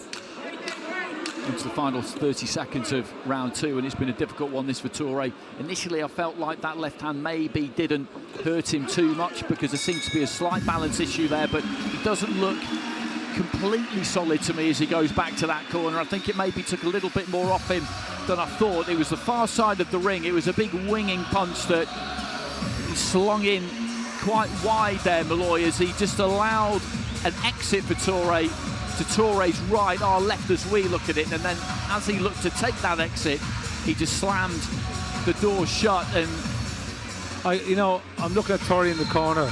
He's not comfortable in there. He's not happy. I can see. I don't think he wants to be in there. I think Molloy must have hurt him, because looking at his expression in the corner, he doesn't look happy at all. No, he doesn't. Maybe it was less off balance than we thought. I don't know. No, you're right. But he's not enjoying himself. No, he's not. Just looking at him now. The end of 6 rounds, Joe, is going to seem like an awfully long way away for him at the moment. Yeah, big gulps of air in the corner there. He doesn't look too keen to be in there, but I think we're going to see him come out for the 3rd round at least. Well, he might give a shot this round. He might go for it. Who knows? Just watching a replay of the knockdown, it was that left hand that landed quite high on the head, almost round the back of the ear. It wasn't an illegal shot. There's no doubt about that. There was nothing wrong with it, but I think it's caught him in an area where it can really scramble you. Those shots do knock you off balance. Yeah, you can almost take a shot in the chin and ride it, but when you come to the side of the head, it does catch you off balance. That's a good combination again there from Molloy. Just plants that lead foot nice and wide, wings in that left hand towards that torso, knowing, as I say, that he's going to hit something, then followed it up with a right hook, and it seemed to, again, just move Toure slightly. 30 seconds into round 3, and Molloy has started nice and quick in this round. It'd be good to see him just sustain this and work his man over here, because I do agree that he looks like he could be here for the taking, Nourdine Toure. You also look at Toure. Toure's constantly moving to his right, and what he's doing is he's walking onto Molloy's left hand, which is his back, his powerful shot, and Toure needs to move to his left, away from the left hand, but he's not doing that, so he's walking onto the big shot. There we go, just one almost landed there. Left hand down the middle there from Molloy. Just threw that one nice and straight. And again, that long left into the pit of the stomach. Good right hand there from Molloy. And he touches down again here, Toure. Once again, he manages not to go down completely, but those legs are quite unsteady. The referee standing in front of him, just brandishing those hands, counting off those fingers, getting to 8. Again, just rubs those gloves down, but we're midway through the round, and Molloy could have enough time here to put his man away. He just doesn't need to really rush it. Centre of the ring, he just steamed in there, let the left hand go. Toure was able to avoid it. Molloy just feigning with that front foot a little bit. When he lands clean, he hurts him. Nice body shot to the yeah. And a left hand there from Molloy, and he's looking to try and cover up here, Toure, but he's in trouble. The referee is having a good look here. He's letting his hands go, Molloy, and Michael Irvin has jumped in and stopped the fight. A good stoppage from the referee. Molloy clumsily tries to get up on the corner post on the far side. Nearly stacked it completely. He actually nearly hit face into that metal post. That would have been something if that happened. Well, that would have been a meme that went around the world in seconds. Absolutely, yeah. Thank God it didn't. He's got a good win there, Molloy. Yeah. He's shown us some good spite. He looked mature, calm and controlled out there. And it's a good sign when you see somebody hit somebody with punches that at first glance don't look like they've got that much on them, but they actually take something off somebody, because Molloy with 6 stoppages in 11 fights. The stats don't always tell you the story, because it depends who you've been in with. If you've been in with tough guys who go the distance, then 6 stoppages in 11 fights. You know, think about 11 fights. A lot of them fights have been 4-rounders, 6-rounders. You don't get a lot of time to stop guys. It's later on in his career when he has, 10, 12 rounds. He's got more time in there.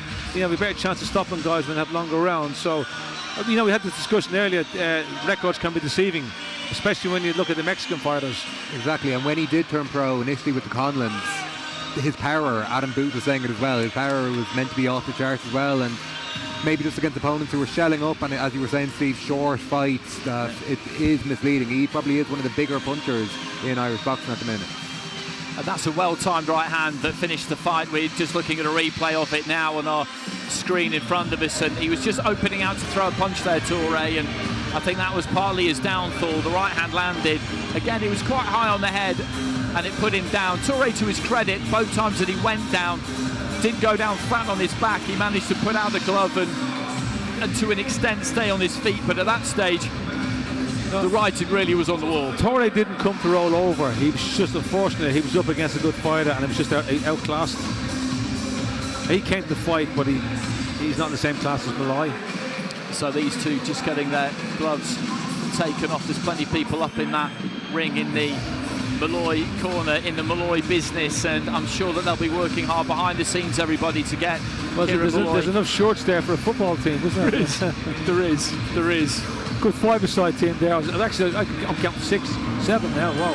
Okay, 7-a-side. But they'll be working hard behind the scenes, Joe, won't they, to get something like that fight against Casey Benjamin, something like that. Just seeing a ringside here, the McKennas, Aaron McKenna, of course, we know what he's looking to do. Stephen McKenna is ringside. He's around about the same weight. I mean, I'd like to see that. I don't think there's anybody who wouldn't like to see that kind of fight. He always brings the heat, brings the action, Stephen McKenna. I wonder if that's why he's here. I was about to say, Stevie is looking very, very interested at ringside. They would have known each other coming up through the amateurs. I think they both would have been elite champions at the same Boxing night, maybe. fans, the official end of this contest falls on 1 minute 56 seconds of round number 3. Referee David Irving has stopped the bout. In his professional opinion, Nordine Toure is unable to defend himself. The winner, still undefeated as a professional boxer from Galway, Ireland, Kieran Molloy. So that's a good win for Kieran Molloy, as he just applauds the army of fans that have come over from Galway to support him. He's good to watch, that is for absolutely certain, and with my matchmaker's hat on, him against Stephen McKenna will be a very interesting one to have a look at. They're just assembling in the centre of the ring for a few photos, and whilst they're doing that, we'll take a short break here on talkSPORT Ireland. We'll be back for our next fight, which features Glenn Byrne up against Jacob Quinn.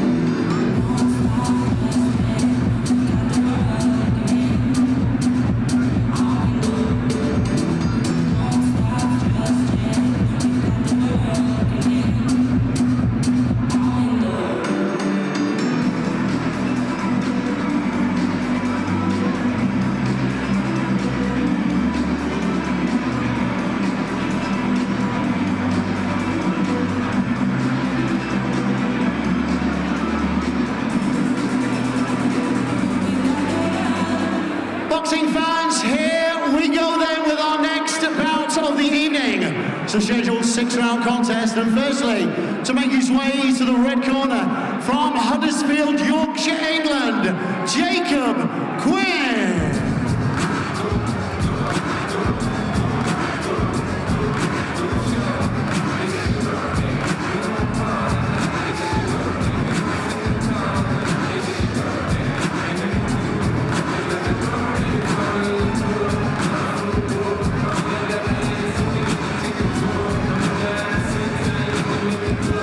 Welcome back to talkSPORT Ireland, everybody. Our fight coverage is brought to you by Triker, Ireland's first hybrid fitness race league. Kieran Molloy has just made his way out of the ring behind us after giving his post-fight interview. Good performance by him. Joining us ringside ahead of our next fight is the promoter, the 007 of the promotional world, as Don King used to call him. True story. A very true story. It's Calla Sowell. And Calla, how are you?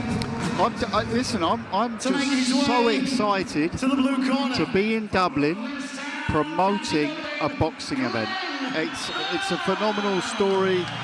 Mick Conlan, and I'm just blessed to be a part of it, a very small part of it, because anyone can really do this. You know, sell this place out, it's very easy with Mick Conlan. It's great that you've brought, you know, this big show to Dublin, because Dublin is coming back in professional boxing. There's a lot of small clubs, a lot of young fighters with, you know, records, and this is a great platform for them to move on to bigger and better things, to the big arenas in the UK and America. But we need these shows over here to help the young guys and build their careers. So well Steve, done, and thank Steve, you. listen, first of all, sitting next to you here, I was just telling Steve, Andy, you've seen me with a lot of world champions, but I tell you something, one guy, if I could promote someone in my time in boxing that I look back on, and I was too young, a little bit too young to have done it with him, but I would have loved to have promoted Steve. I grew up watching the Eubank, the Benz, the Collins. That was, for me, that was the era of boxing growing up as a teenager. You know, I mean, and it's phenomenal to be here tonight. Thank you. But it's also great to see 12 fights on the card. Yeah. And normally I have a go at my brother when he's matching these shows and he says, oh, it's 12 fights. And I say, look, does it really have to be 12? But if you look at the amount of talent coming through in Ireland, it's just phenomenal. And I hope this brings out more kids into the gyms and we see more and more boxing from Ireland. We'll certainly be back. Well, definitely, these shows do encourage the kids to get into the gym, and they look. There's a lot of young kids watching this, and they're saying, "I want to be part of this." Of course. You know, and these big shows, you need them. We don't get enough of it. There's lots of small shows on. There's one on next week. We're going to got 4 fighters on it, but these are the shows that the whole nation talks about. Big shows like this. And Ireland's a great sporting nation, but if you look at the talent that Ireland's had over the years in terms of fighting, it's phenomenal. But you see the depth. You look at this card today and you see the depth in, and this is just unfortunate, we could only put 12 on. We could have done a 24 fight card tonight. You know, it was the choice is great. Just do 2 shows. Yeah, we're going to do lots more. Good man. So we've got Glenn Byrne and Jacob Quinn up in the ring being announced at the moment, but we'll give them their own announcement when we get to the commentary, because we just want to keep you here for as long as we can. What's your feeling with Mick? Where do you feel like his head is at? You look at the stage of the career he's at. Okay, he hasn't had that many pro fights, but he's been essentially a professional boxer for a really long time. Exactly. And he says himself, he's got a lot of miles on the clock now. As a promoter, you look at it and say, well, he's only 33, yeah. But the miles on the clock will make you've got to go back to, childhood days, early amateur days. So a lot of miles on the clock. But he's the judge of that. He is the judge of that, and the people closest to him. But don't forget the family he comes from. He comes from a boxing family. He knows the sport in and out. And he says himself, this is high stakes. It's high stakes tonight. I said at the press conference this week, we could have sold this place out with Mick Conlan fighting Ronald McDonald. Right? Yeah. And that's just fact. He's chosen someone who is a live opponent, who has his own ambitions. Let me tell you, it's a good match. They've got, similar, both great amateur careers. Obviously, Conlan, we know, is the unofficial gold medalist, and as a good pro career, and they're very similar in style. It's not an easy fight for him. There's a lot easier fights out there for him, so he's taking on a challenge tonight. But I think he does it knowing the sport. He would have been paid the same for an easier challenge. It would all been the same. He knows that for himself to go on from here to challenge in that big fight, whether it's against Lee Wood, Josh Warrington, a world title fight, whatever it is, tonight he knows himself where he stands. And you know, if we came here tonight and beat Journeyman in 2 rounds, we're not really going to learn anything. No, he definitely is. And going to answer a lot of questions if he wins tonight, and he has to win tonight. But he's up against a good opponent who's confident and knows him from sparring previously. So you know, it's to me, I fancy Conlan because he's got the experience at a higher level. But at the same time, though, you know, it's not a definite. Okay, so Calla, we'll let you go. We'll let you go to Promoters Row over on the far side because our next fight has just got underway. Glenn I Byrne want to watch this one. I'm very excited. Go on about back over and sit with the beautiful people now. Leave us alone. Okay? Been a pleasure, gents. Good to see you. Good to see you. So Glenn Byrne and Jacob Quinn, 43 seconds into a scheduled 6 rounds at super welterweight. Byrne in the silver and white, 5 wins and 1 draw from his 6-fight career so far. Jacob Quinn, 8 wins, 6 defeats and 1 draw. I saw him during fight week for Dubois against Joshua in London. He did 6 rounds with Chris Congo and acquitted himself well. So he's a fighter who knows what he's doing. Do you know, people expect Byrne, you know, he's the better fighter in paper and he's, you know, up and coming, etc. Right, but he's fighting a clever southpaw here, and I don't know about Byrne is you know, I'm just saying that he's had a good exchange there, but he's got a couple of straight lefts by Quinn. Byrne has. You want to watch the southpaw style. This is a late replacement for Byrne, and it was one that I was a little bit cautious of as well, because as you were saying, Quinn is a dangerous enough game fighter. He always comes. He's caused upsets before, and he's always takes a round or 2 off some very good guys. And Byrne is coming from like not much of an amateur background, and like he's done very well to get where he is now. But this is a tough fight for him. Well, the draw came for the vacant BUI Celtic Super Welterweight title. That was back in April, a split draw, some fairly conflicting scores. One was right in the middle, 76-76, and then there was a 77-75 or 5-3 for Byrne, and then a 79-74, which is 4 rounds for Lopez, 1 drawn and 1 the other way. So a pretty wide spread there. I was actually at that fight, and it was a real clash of styles, and Byrne probably fought Lopez's fight too much, found himself pushed up against the ropes a lot. He did land the better shots throughout the fight, but just the pure aggression of Lopez probably had a lot of people leaning towards him. So some might say Byrne was lucky enough to get a draw there. He was looking to make amends, and that's a good right hand there from Glenn Byrne. Up top, and then he went down to the body as well, and I think he feels that Quinn felt that because he just looked to get on top of him a little bit there right at the end of this opening round, but Quinn responds with a neat combination himself, and that just caught fire a little bit towards the conclusion of the round there. I think this could be a good one to watch because, as you say, Joe, he will come with ambition, Jacob Quinn, even though he has taken this at short notice. Pete Taylor in the corner there for Byrne over on the far side of the ring. You know, I think that was a good shot Byrne landed at the end of that round, and I think he's now got Quinn's respect, because Quinn was getting looking a bit too confident going forward, was making, you know, was looking too good. But Byrne, I think, may have put him in his place now, and he needs more of that. Quinn is a very tough fighter as well. He's only been stopped once, and that's by a guy who actually only lives a couple of 100 metres from the arena, Pierce O'Leary, like, who is a very, very heavy puncher. And I think Quinn maybe taking the fight at 4 or 5 days' notice. It's a fight he probably believed he had the chance in, or else he wouldn't be taking it. And as you say, if you go through his record, he has fought the likes of Chris Congo, Anthony Yigit as well. Like, it's a fighter like Glenn Byrne, who's coming from very, very limited amateur background. It's a fight maybe he thinks that he could perhaps bring a surprise in. But nice and busy at the start of the second round, left-hand side of the ring, just catches Quinn with a left hand, just checked his chin as he was just looking to pull his weight back and avoid it. Just before that, he threw a few punches in combination, looking to try and get nice and busy and bring some pressure, some heat to Quinn, because he knows that he's taken this at short notice, whereas he's been building up to this date for a good amount of time now. Left-handed to the body level from Quinn. Byrne's been building up, though. He hasn't been preparing for southpaw. He's an awkward southpaw. It clever awkward southpaw in front of him, which makes good fighters look bad. Good uppercut there by Glenn Byrne as well.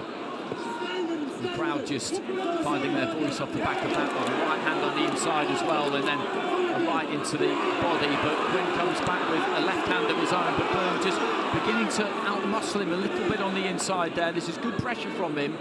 Quinn is able to pick the odd punch every now and again, and then just tries to step more into the centre of the ring himself. But this is more the kind of fight that will suit Byrne. You look at the way that he's built, the way that he's set up, trying to keep that guard in place as Quinn gets onto the front foot himself and just looks to try and drive Byrne across to the far ropes. A good crisp looking left hand there from Quinn. That was a really neat shot, and this is turning into a good fight midway through round 2. Yeah, Quinn, a straight left hand straight to the face and landed on Byrne. And this is a tough fight. This is a close fight. It's a good right hand, well placed right hand into the pit of the stomach there from Byrne, but Quinn seems comfortable enough up close himself, just slipped inside a right hand there and then let that left go. When you look at them stylistically, they are different. It's not just a setup of stances. Quinn's quite loose and relaxed. Byrne is quite tight and muscular. He tends to muscle in, to heave those punches in a bit. They're all big effort punches, aren't they? That's what they look like, whereas Quinn just seems a little bit more fluid. So even though this is only scheduled for 6, the way that Byrne fights, I think it could get quite interesting towards the later stages, because Quinn has got a bit more economy about him. He's putting a big shift in this round, Byrne, isn't he? I think he's looking to make an impact. He is. He's learning some good body shots. Byrne, he's very strong, he's raw, and he's very game. He's a tough kid, and he likes to brawl. Just manages to turn off the ropes there, Byrne. That was a neat bit of work, and again just lets that right hand go. He's not really giving Quinn too much peace here. Quinn just trying to get off the ropes. A left hand there from Byrne, and Quinn walked straight onto it but didn't really blink as he came forward. It drew a nice gasp there from the crowd, and Byrne just in and out with that front foot. Is backed up to that red corner away to our right hand side. Good round of boxing by those two. 4 to go here. I think this is going to be very, very interesting. This is going to be a war. You know, Byrne came on strong at the end of that round. I think he just done enough to win that round. But this is going to be a war.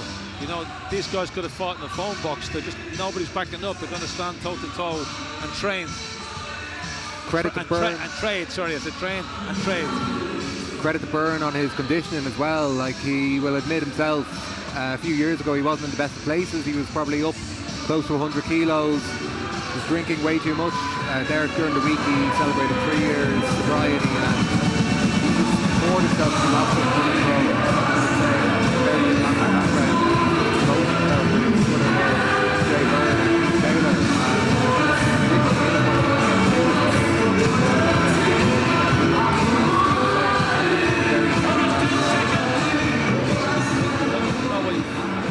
What we've seen him so far, he tapped out his heart and determination. He's got that in abundance.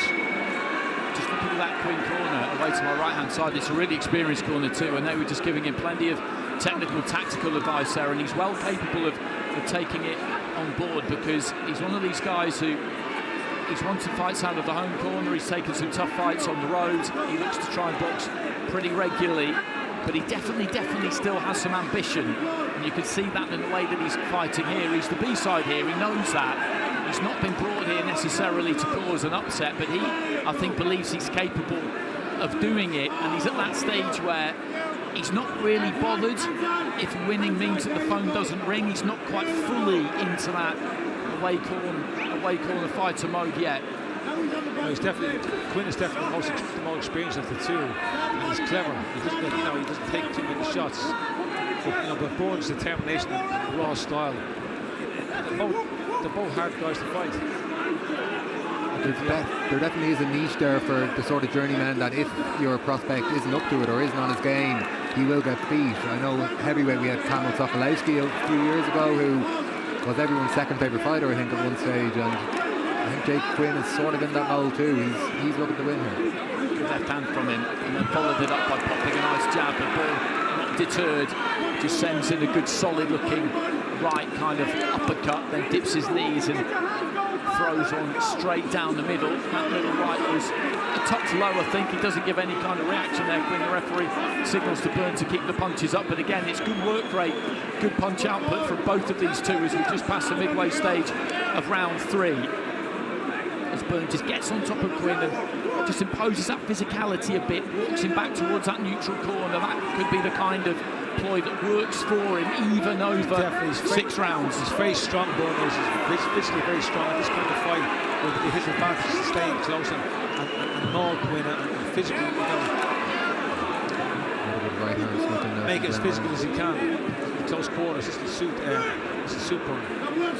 That was a good 20-30 seconds for Byrne there. He landed 2 or 3 decent looking shots, and again just looks for that left hand as Quinn continues to come forward and then sends his own straight left hand down the middle. But I think Byrne is doing some good work here because Quinn is looking a little bit loose, slightly open, a little bit tired maybe as we get towards the end of the 3rd round.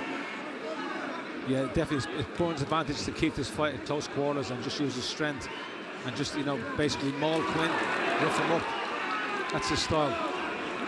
And that's exactly what's happening here. Byrne just looking to loose that right hand again. Another right there just slams straight into the stomach there of Quinn. I think this round has taken something out of him. There's a big bruise above Quinn's left eye as well. It's starting to swell already. Lands a nice jab there, Quinn, right at the end of the round. We're halfway through this one, scheduled for 6. It's an entertaining fight as these two plunk themselves down on the corner. Yeah, definitely a bruise and a cut above his left eye. It doesn't look too good. And I don't think they have a cutman in the corner. No, they're just rubbing it with a towel. There's nobody with adrenaline or grease on it. Well, they're just smoothing it over. There's no kind of end swell over there either. They haven't got a cutman in there, unfortunately. You need a cutman with the equipment and the ingredients to stop the blood flow. You haven't got one. But that was a tough round for him. He never stopped throwing himself there, Quinn, but on the way in he did catch a few. They both came to fight. They're both game and tough kids. But I think in close quarters, I think strength-wise. Well, Byrne just getting the advice there from Peter Taylor. And as discussed, he needs to just keep that tempo high. He's quickly off his stool in those silver and white shorts. Byrne sets his feet. Quinn comes to the centre of the ring in the gold and white. And I think he just needs to try and box a little bit smarter here, Quinn, if he can. Easy for me to say. He's taken this at short notice. And it's a big night for Byrne. He's eager to impress. He's trained well by the look of him. A good right hand there from Byrne. Just got nice and low and shot it on an upward trajectory. And Quinn didn't really pick it up. He's got decent feet, Quinn. He's got, as I described earlier, good fluid economical movement. What he doesn't really need to do here is get into a big swing up with Glenn Byrne, but increasingly in that previous round, that's what he was drawn into. Yeah, definitely close quarters is Byrne's advantage because strength-wise Byrne, is more powerful than Quinn. And in close quarters, it suits Byrne. Jab there from Quinn, centre of the ring. Byrne, again, just dropping that height, dipping those knees, keeping that guard high, trying to keep his head on the move, just moving those shoulders from side to side. Just got caught with a jab there, though, as he tried to let his own hands go, and that's more like it from Quinn. He can just keep a little bit more distance here, try and pop that jab, not get too involved, as Steve's been saying, at close quarters, up close and personal. And he's boxing a decent round here so far, Quinn. It's Byrne who's still bringing the heat and the pressure, and he's landing the more authoritative looking punches. But from a point of view of getting through the 6 rounds here, although, as I say, Quinn has come with ambition, this is more the way that he's going to achieve that. Having said that, right now he's directly above us, and Byrne has just got a hold of him. There's some blood coming from the nose there, I think, of Byrne, or is it transference from the face of Quinn? I think it's from the nose of Byrne. Hard to tell completely as we head towards the final minutes of round 4. Quinn with a nice flashy looking combination, but the straight right-hander Byrne almost got there a little bit quicker. And it continues to be a pretty grueling fight, this, actually. There's plenty of leather being thrown by the pair of them. Quinn's eye, you know what, I take it back. Whoever he's under the corner, there's no blood flowing from Quinn's eye. I think it's Byrne is now the one that has blood coming from his foot. Oh, good right hand there from Glenn Byrne. Just set his feet and let that right hand go and followed it up, and Quinn was just caught standing a touch tall and square there towards the conclusion of the round. 2 more to go after this one. It's scheduled 4-6, but these two continue to entertain. He just holds his feet for a second there, Quinn, left hand side of the ring, and just fires off the combination, followed it up with a nice little sneaky left hand around the back of the guard over towards that blue corner. There goes the clapper for 10 seconds remaining in the round as Byrne just sticks his head down, pushes his man back onto the ropes, tries to get that forehead on his shoulder and then just work away. A nice quick walk back to the corner there from Quinn, and he plunks himself down on his stool. I'd say that's probably a round that Byrne has won again, but for Quinn, for most of that round, he was in pretty good shape. Yeah, he made a bit of a beachhead there. If Glenn Byrne does pull through and get the win here, it will do wonders for his confidence as well, because I imagine it'd be quite deflating with the title fight falling through. I think it was only on Tuesday of fight week, and then to have an opponent who's coming with ambition and you're in a real fight, and to lift yourself back up to come through will do him the world of good, but there's still plenty left to go. Pete Taylor just talking in animated fashion to Byrne over on the far side, as you've been saying, Joe. It's quite unusual really for somebody to come through into pro boxing in Ireland without, or with so little amateur experience. It is not a well-trodden path, but there are all sorts of ways into this sport. He's very much somebody who'll be learning on the job, and who you would feel will improve significantly from fight to fight. As a boxer, he ticks all the boxes. You can see by him, he's game, he's strong, he's raw. He's not, he's got no fear in him. It's just with experience, he just get better. And a win here will, as you say, will boost his confidence and improve his performance in the future. But one thing he doesn't lack is heart and determination. Especially at the early stages of a career, fitness, determination, heart, discipline are sometimes more important than talent for guys in the early 4-round, 6-round stage of their careers. Just some good right hand into the body there, Byrne. Came back a nice left hook over the top too. But Quinn's not going away. Quinn came to fight. Byrne just taking a little step off to the side there, right up above us, near side of the ring, just pressing his man up against the ropes, tried to change that angle by stepping off to his left. And Quinn, a difficult man to pin down, has landed some good clean punches in this fight himself. Just on overall balance, when you look at each individual round, it's Byrne who has probably landed the greater tonnage, and that's just the way that boxing is scored. Sometimes you can make a very good contribution to a fight and not get all that much out of it on the cards, just because of the way that it is scored. You can win a minute of every round and therefore win a third of the fight, but on the cards you'll lose every single round. I'm not saying that is what is happening here to Jacob Quinn, but when it really matters, if you like, when push comes to shove, Byrne is just managing to outwork him and get on top of him, as he does there, just nudges him with the shoulder a little bit, walks him back towards that red corner. Heading into the final minute of round 5. It's it's a close fight. It's a good fight. Both guys came to fight. There's no guy coming here just to go through the motions. They both want to win this. Good straight left hand there from Quinn. And there's not much in this round. Whoever finishes it the stronger could take it. Maybe a little bit of a tired look about both of these two, because the tempo has been high pretty much from the start. And it's very physical too. They're in there, and they're pushing and holding and working inside. That takes a lot out of you. Referee just separating them. Good right hand there from Byrne, as Quinn was just opening out to throw his own left. That registered with him. Byrne, I think, just trying to get on top of him a little bit. Slightly over-eager, if anything.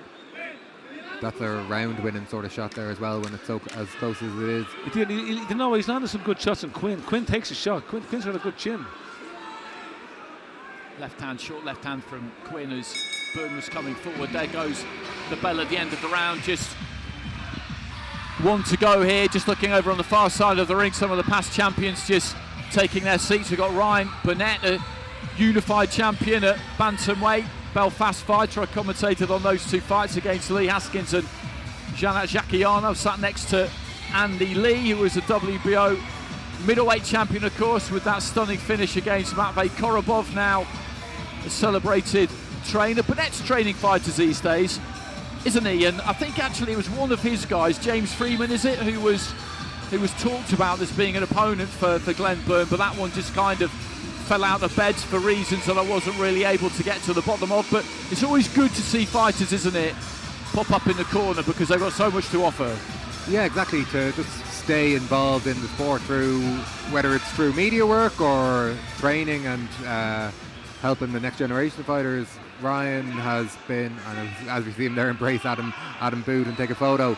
Ryan has come into training over the last couple of years and is now really a regular at small hall Irish shows. You see him all around the place now, which is great.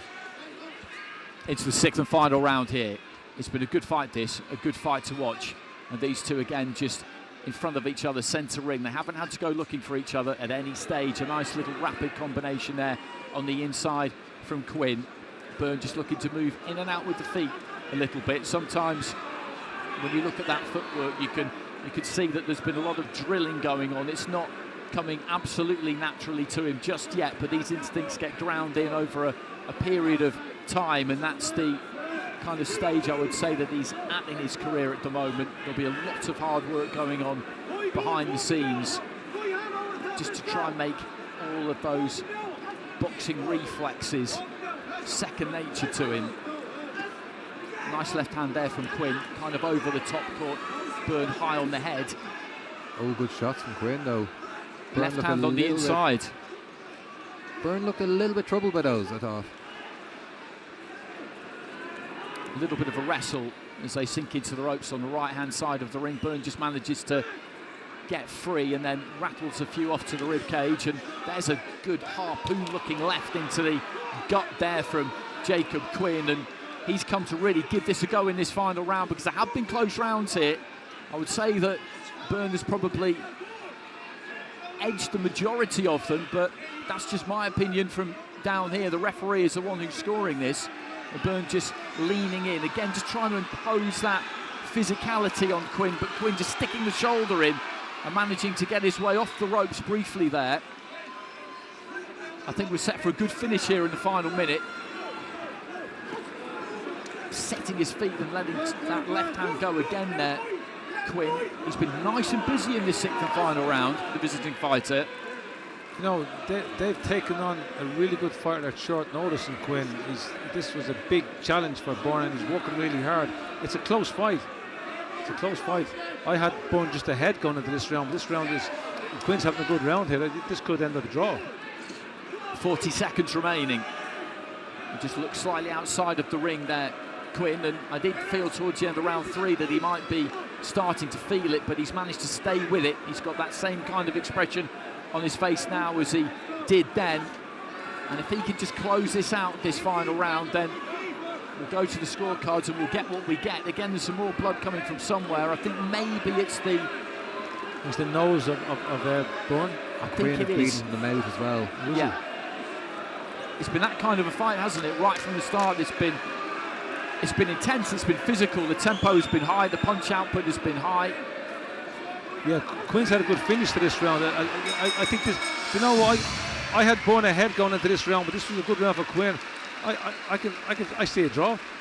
Really, there's quite a bad cut there. Either a win by Byrne or a draw. It's been a really good fight, and both guys came to fight, gave it 100%. They absolutely did. There's quite a bad cut there up in the right eyebrow of Byrne. I was just trying to get a look at it towards the end of the round, wondering whether that was where the blood was maybe coming from, and it doesn't look all that good, so I think that might cause him to have to spend a little bit of time outside of the ring. But first things first, these two are both going to be anxiously awaiting the result, because that was a good 6 rounds. That was a really entertaining 6 rounds. A great match. Two guys evenly matched. Both came to win. Both stood toe to toe. Didn't have to look for each other. And Byrne is the favourite. He probably will get it, but I'd give a draw here because Quinn came on strong in the last round, and I think he almost evened her up. In the Three Arena, a round of applause for the efforts of both of these professional sportsmen. Our contest goes the full 6 rounds, so our scoring referee decides the bout. He has it at 58 points to 56 points in favour of the winner. From Loughlinstown, County Dublin, Glenn Byrne! So Glenn Byrne gets it on the referee's scorecard, 58-56, so 4 rounds to 2. As Steve was saying, all the way through, it was a close fight, a really, really good fight, an enjoyable fight to watch. Okay, well, we'll take another short break here on talkSPORT Ireland. Next up, we will be back for the Chiefs support. What should be a very entertaining fight between 2 undefeated fighters in Ben Marksby and Senan Kelly.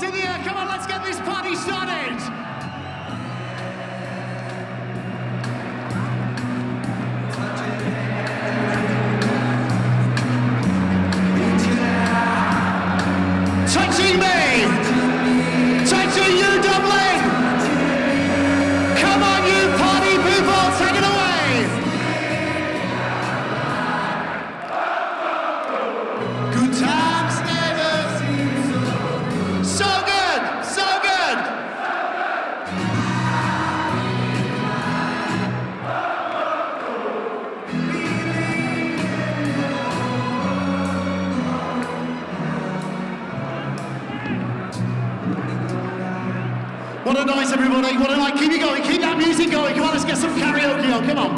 Kevin Cronin wins tonight. King K. Lewis wins tonight. Kieran Molloy still undefeated, guys. We're all leading up to our main event tonight, everybody. Our big one, Jack Bateson from Yorkshire. And the return of the mate, Mick Conlan in this ring. Right here in Dublin tonight. Come on, Dublin. Let's get the arms in the air.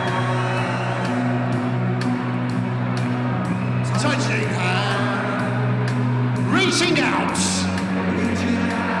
touching me, Dublin, touching you guys, come on you party people, da, da, da. Good times never seem so good, so good.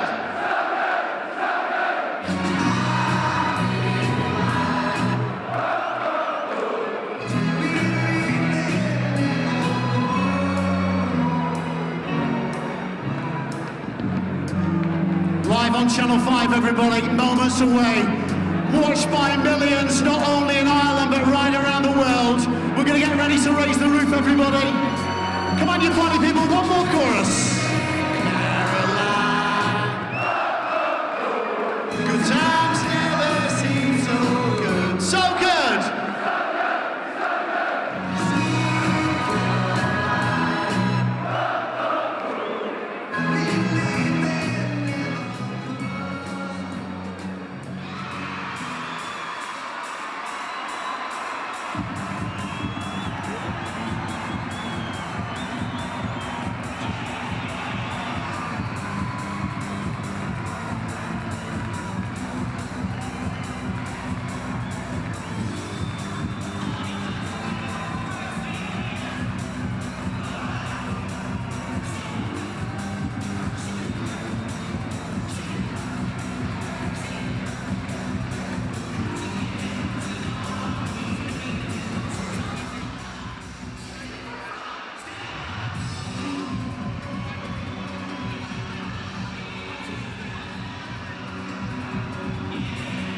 Welcome back to talkSPORT Ireland. Our fight coverage is brought to you by Triker, Ireland's first hybrid fitness race league, and our MC Paul Booth, while she's been away, was just whipping up the crowd here at the Three Arena in Dublin with sweet Caroline, because we're not too far away from the top of the bill now. The Chief support is next in, Ben Marksby up against Senan Kelly. That should be a good fight, but we've got a few minutes now just to have a good old chat about the sport and about the top of the bill in particular. And joining us, I'm delighted to say, Simon Thibault, former Ireland international, rugby player. All of the sportsmen that I speak to, they just love the boxing. Whether it's rugby players, whether it's footballers, you all just seem really drawn to fighters. Is it the kind of shared suffering, particularly as a rugby player? Because with fighters, Steve knew when he got in the ring, unless it was a quick wipeout, the pain was coming. Yeah. It was in the post. And rugby union's kind of the same, it's always seemed to me, that you know that at the end of an 80 minutes, you are going to be aching, you're going to be in pain. That's exactly it. There's such a mutual respect there because of what you put your bodies through. But I suppose from a mindset point of view, rugby players tend to have a lot of admiration for boxers, individual sport, and what they're able to do and put themselves out there. It's incredible, and it's great to come to events like this. The crowd is insane at the moment, so fantastic. Delighted to be here.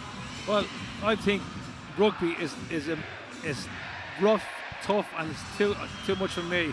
I think rugby players are crazy. I played as a young guy. I played with Guinness, and in my boxing gym I had so many injuries from rugby as a kid. Yeah. My coach said to me, make a decision, boxing or rugby. I said, forget that rugby, it's too rough for me. I'm sticking to boxing. It's so much safer. I think boxing is a safer sport than rugby. I think rugby is more dangerous. I wouldn't disagree with you on that. Yeah. It's a big shout. And I grew up around boxing. My grandfather used to be a boxer, so in my house I was constantly on pads with the grandfather and practicing, training, and it was a good crossover. Teach you a lot of discipline when you go step over into the rugby field. So there is a lot of crossover there. And just delighted to be back here showing the support from Mick Conlan. Did you throw any short punches Not in yet. the scrum? I did a bit of training. A bit of training back in the day. You never done it in the scrums? No short No. Good. But when I speak to fighters about their early days, loads of them say that they started out in team sports, and then bit by bit, what they didn't like about team sports was the fact that they had to rely on other people, and they gravitated towards boxing because they liked the pure accountability of it. If it was good, it was their fault. If it was bad, it was good, it was their credit. If it was bad, it was their fault. And did you ever have any moments like that, or have you always been a team sports guy? I completely understand though, because there is a grey area with so many players in rugby, the 15-man game. There's lots of different areas where a game can go wrong, and that self-accountability we always wish we had, that you could just pinpoint your errors or your losses on one thing, but there's just too many moving parts. So that's why I think, boxing, the purity of it and the accountability, as you said, the discipline, the list goes on, but for rugby players do tend to love their boxing indeed. Well, and you're there saying how tough boxing is, I'm saying how tough rugby is. My son Steve played rugby at a very high level, and when he decided to become a professional boxer, it was almost 2 years and major operations from rugby. At the early stage he stopped his career. He had them injuries, he couldn't bring his hands up. He had to go for a shoulder operation, an arm operation in order to bring his hands up from rugby. So what happens to these guys by the time they're in their mid-30s? I mean, they must be absolutely crippled. Exactly. That's why I have a lot of admiration for Sonny Bill Williams, how he was able to cross over from rugby, a full international career, and now he's starting to use his hands and he's going well. So a lot of credit to those guys. Well, you stick to rugby. I stick to my rugby. But something else I find interesting when it comes to the two sports is that it always used to be the case that in so many sports, the will to win was a massive, massive thing. In some sports, it's become a bit less important due to rule changes and just the general expectation on athletes. But I think in boxing and rugby, it's still very, very similar. Yeah. I saw a clip earlier today of Katie Taylor. Andy Farrell, the Lions coach, got Katie Taylor in to give a message to the Lions players. And the main message was, you train to win by skill, but you have to be prepared to win by will, if that's what it takes. Yeah. And that is what it's about, isn't it? Yeah. Still in those two sports, that is still what it's about. That's a nice little mantra, That isn't it? is, I like that. That's exactly I like nail on that. the head. Very good, That's it, Spot on. Still too rough for me. Yeah. So looking at Michael Conlan tonight, I think what people outside of Ireland might not quite understand is just how famous he is and has been for a really long time, because he got that bronze medal in London in 2012, but before that he was well known, and the pressure that comes with that is something that's probably quite difficult for people to understand. And he's still choosing to put himself under pressure now, because tonight really it's all on the line, isn't it? He must win tonight if he's going to have any chance of winning this world title. Yeah, there is the pressure. There is the pressure for sure, but he's been very well known for a very long time, and I think everybody in this island fully believes that he's well capable of getting his world championship. So he's one guy that has qualified to be a world champion. Yeah. He's been very, very unlucky. You know, he definitely is an Olympic gold medalist, unofficial. In our eyes, he is. And in our eyes, he's a world champion. He just hasn't got the belt to prove it. He's done everything right. He's worked so hard. He's so brave and determined. Sometimes too brave and determined for his own good. But to me, he's one of the best fighters out there that hasn't got the belt around his waist. And I really feel he will have it one day. He's good enough to have it. And, you know, he deserves it. He's done everything right, you know? Yeah. And that's the thing, I think he's fully capable. And everybody else here does as well. And that's why he's gotten such great support everywhere he goes. And, I love his admiration. I love how he puts himself out there and still continues to dig deep, put the head down. And Tonight, though, he's taken on a contender. This kid could be a world champion in the future as well. He's taken on a dangerous opponent tonight, and he wants to prove to the world he's good enough to fight that for he's back at that level by winning tonight. Exactly, and he's going to no doubt put on a big performance. And I'm expecting a Mick Conlan win for sure, in nice fashion too. Simon, it's been an absolute pleasure. Thanks very much. We'll let you go. We'll let you go. Get over to ringside and enjoy the fights. Take care, buddy. Okay, so our next two fighters now making their way to the ring. First making the walk is the home fighter, Senan Kelly, just up on the stage now. Just turning his back to the crowd, just pacing a little bit before he makes that walk down the ramp. He's 10-0 currently, 10 fights and 10 wins. Nominally, he is in the away corner tonight because he's on the right-hand side of the bill. Ben Marksby, the promoter's fighter, the Wasserman fighter, will walk second, courtesy of being part of that promotional stable. And Joe, I'll just bring you in here. Senan Kelly, I'll be honest, is not somebody that I know an awful lot about. I looked up his amateur record, looked up his pro record, of course. He looks like a decent experienced kind of fighter. He's run BUI titles at super lightweight and also at welterweight. And this on paper just looks a really good match. The kind of match you don't see that much, to be honest, at 12-0 against a 10-0. Yeah, it's a fight that people in Irish boxing have sort of pricked their ears up a little bit because, for all intents and purposes, Marksby is the heavy favourite here with the bookies at least, and there's sort of a belief that Kelly's underestimated here a little bit, and people think that he does have a real opportunity here. He's a very strong, relentless sort of fighter. He won and defended the Irish welterweight title last year, and I was at his most recent defence against Declan Geraghty, where he didn't start well at all, and he probably was arguably 4-0 down at the 4 rounds, but he just kept coming, eventually winning on points. Like he'll be there all night. You know, though, isn't it great to see a real match, a real competition, two undefeated fighters getting her on?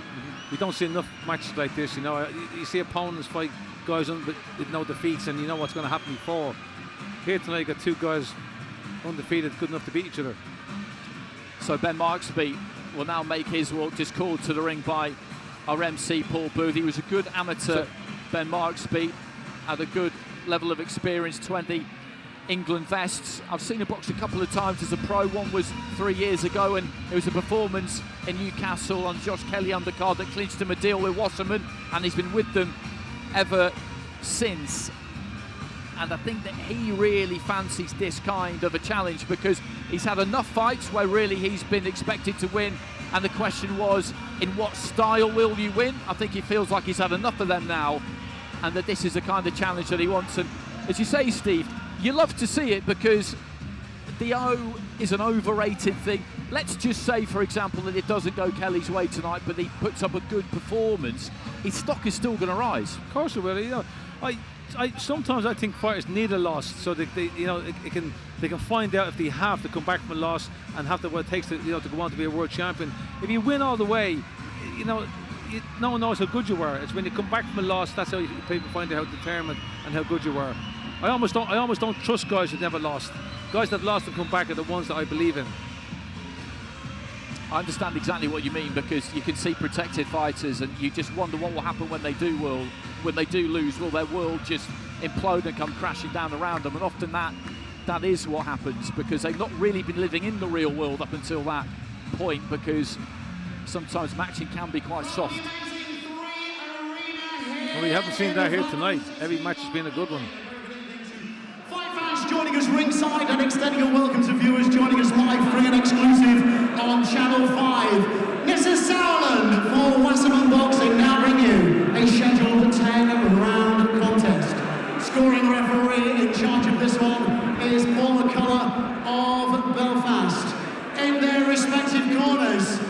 we have two boxers, both with perfect professional fight records. Firstly, boxing out of the red corner this evening, on the scales officially at 139.4 pounds. He's wearing green and black trim this evening. Standing proudly as a former Irish national amateur champion, former Celtic super lightweight champion, the reigning Irish welterweight champion, and the 2025 Boxing Union of Ireland Fighter of the Year, with a perfect professional fight record, 10 minutes in ring, 10 victories, 2 going inside the distance. Boxing out of Luke Slip Ireland, introducing the undefeated Sinan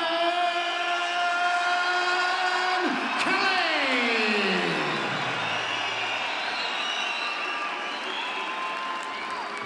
And across the ring, boxing out of the blue corner, wearing the solid white this evening. As an amateur, he's a 6 times national champion. On the scales of the weigh-in, an official 140.9 pounds. His professional record is also perfect. 12 visits to the ring, 12 victories, with 2 wins going inside the distance. He boxes out of Darlington, England. Introducing the undefeated marksman, Ben Marksby. Referee Paul McCullough with his final instructions. Okay, gentlemen, he's got the rules in the change rooms. Obey my commands at all times. Touch gloves, God bless. So touch of gloves between the two as they were called to centering. Marksby just goes back to his corner. One final drink. He's kitted out in almost pure white with some gold and blue piping down the side. Blue boots, kind of royal blue boots. Over to my right-hand side in green and black is Sinan Kelly. Undefeated records on the line here. Kelly boxing out of the away corner, but very much the home fighter. Marksby carrying that lead hand quite low, just reacts to a little front foot feint there from Kelly. There's a little bit of a height difference between these two. You could see when they were staring each other down in the middle of the bright red canvas here. They're both just having a little bit of a look in the early stages, as you would expect. This is scheduled for 10 at super lightweight.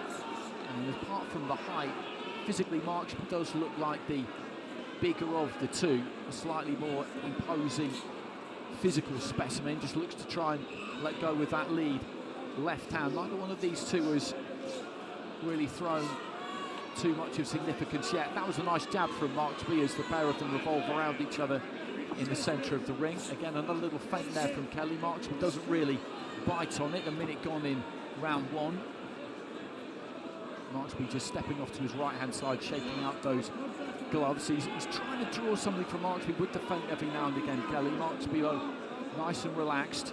Looks absolutely ripped to a shred at super lightweight. He really does when you see him up there. He did have to go to the scales twice yesterday, though. He did come in quite heavy early and had to go off and lose a bit of weight, so it'll be interesting to see if that has any effect tonight.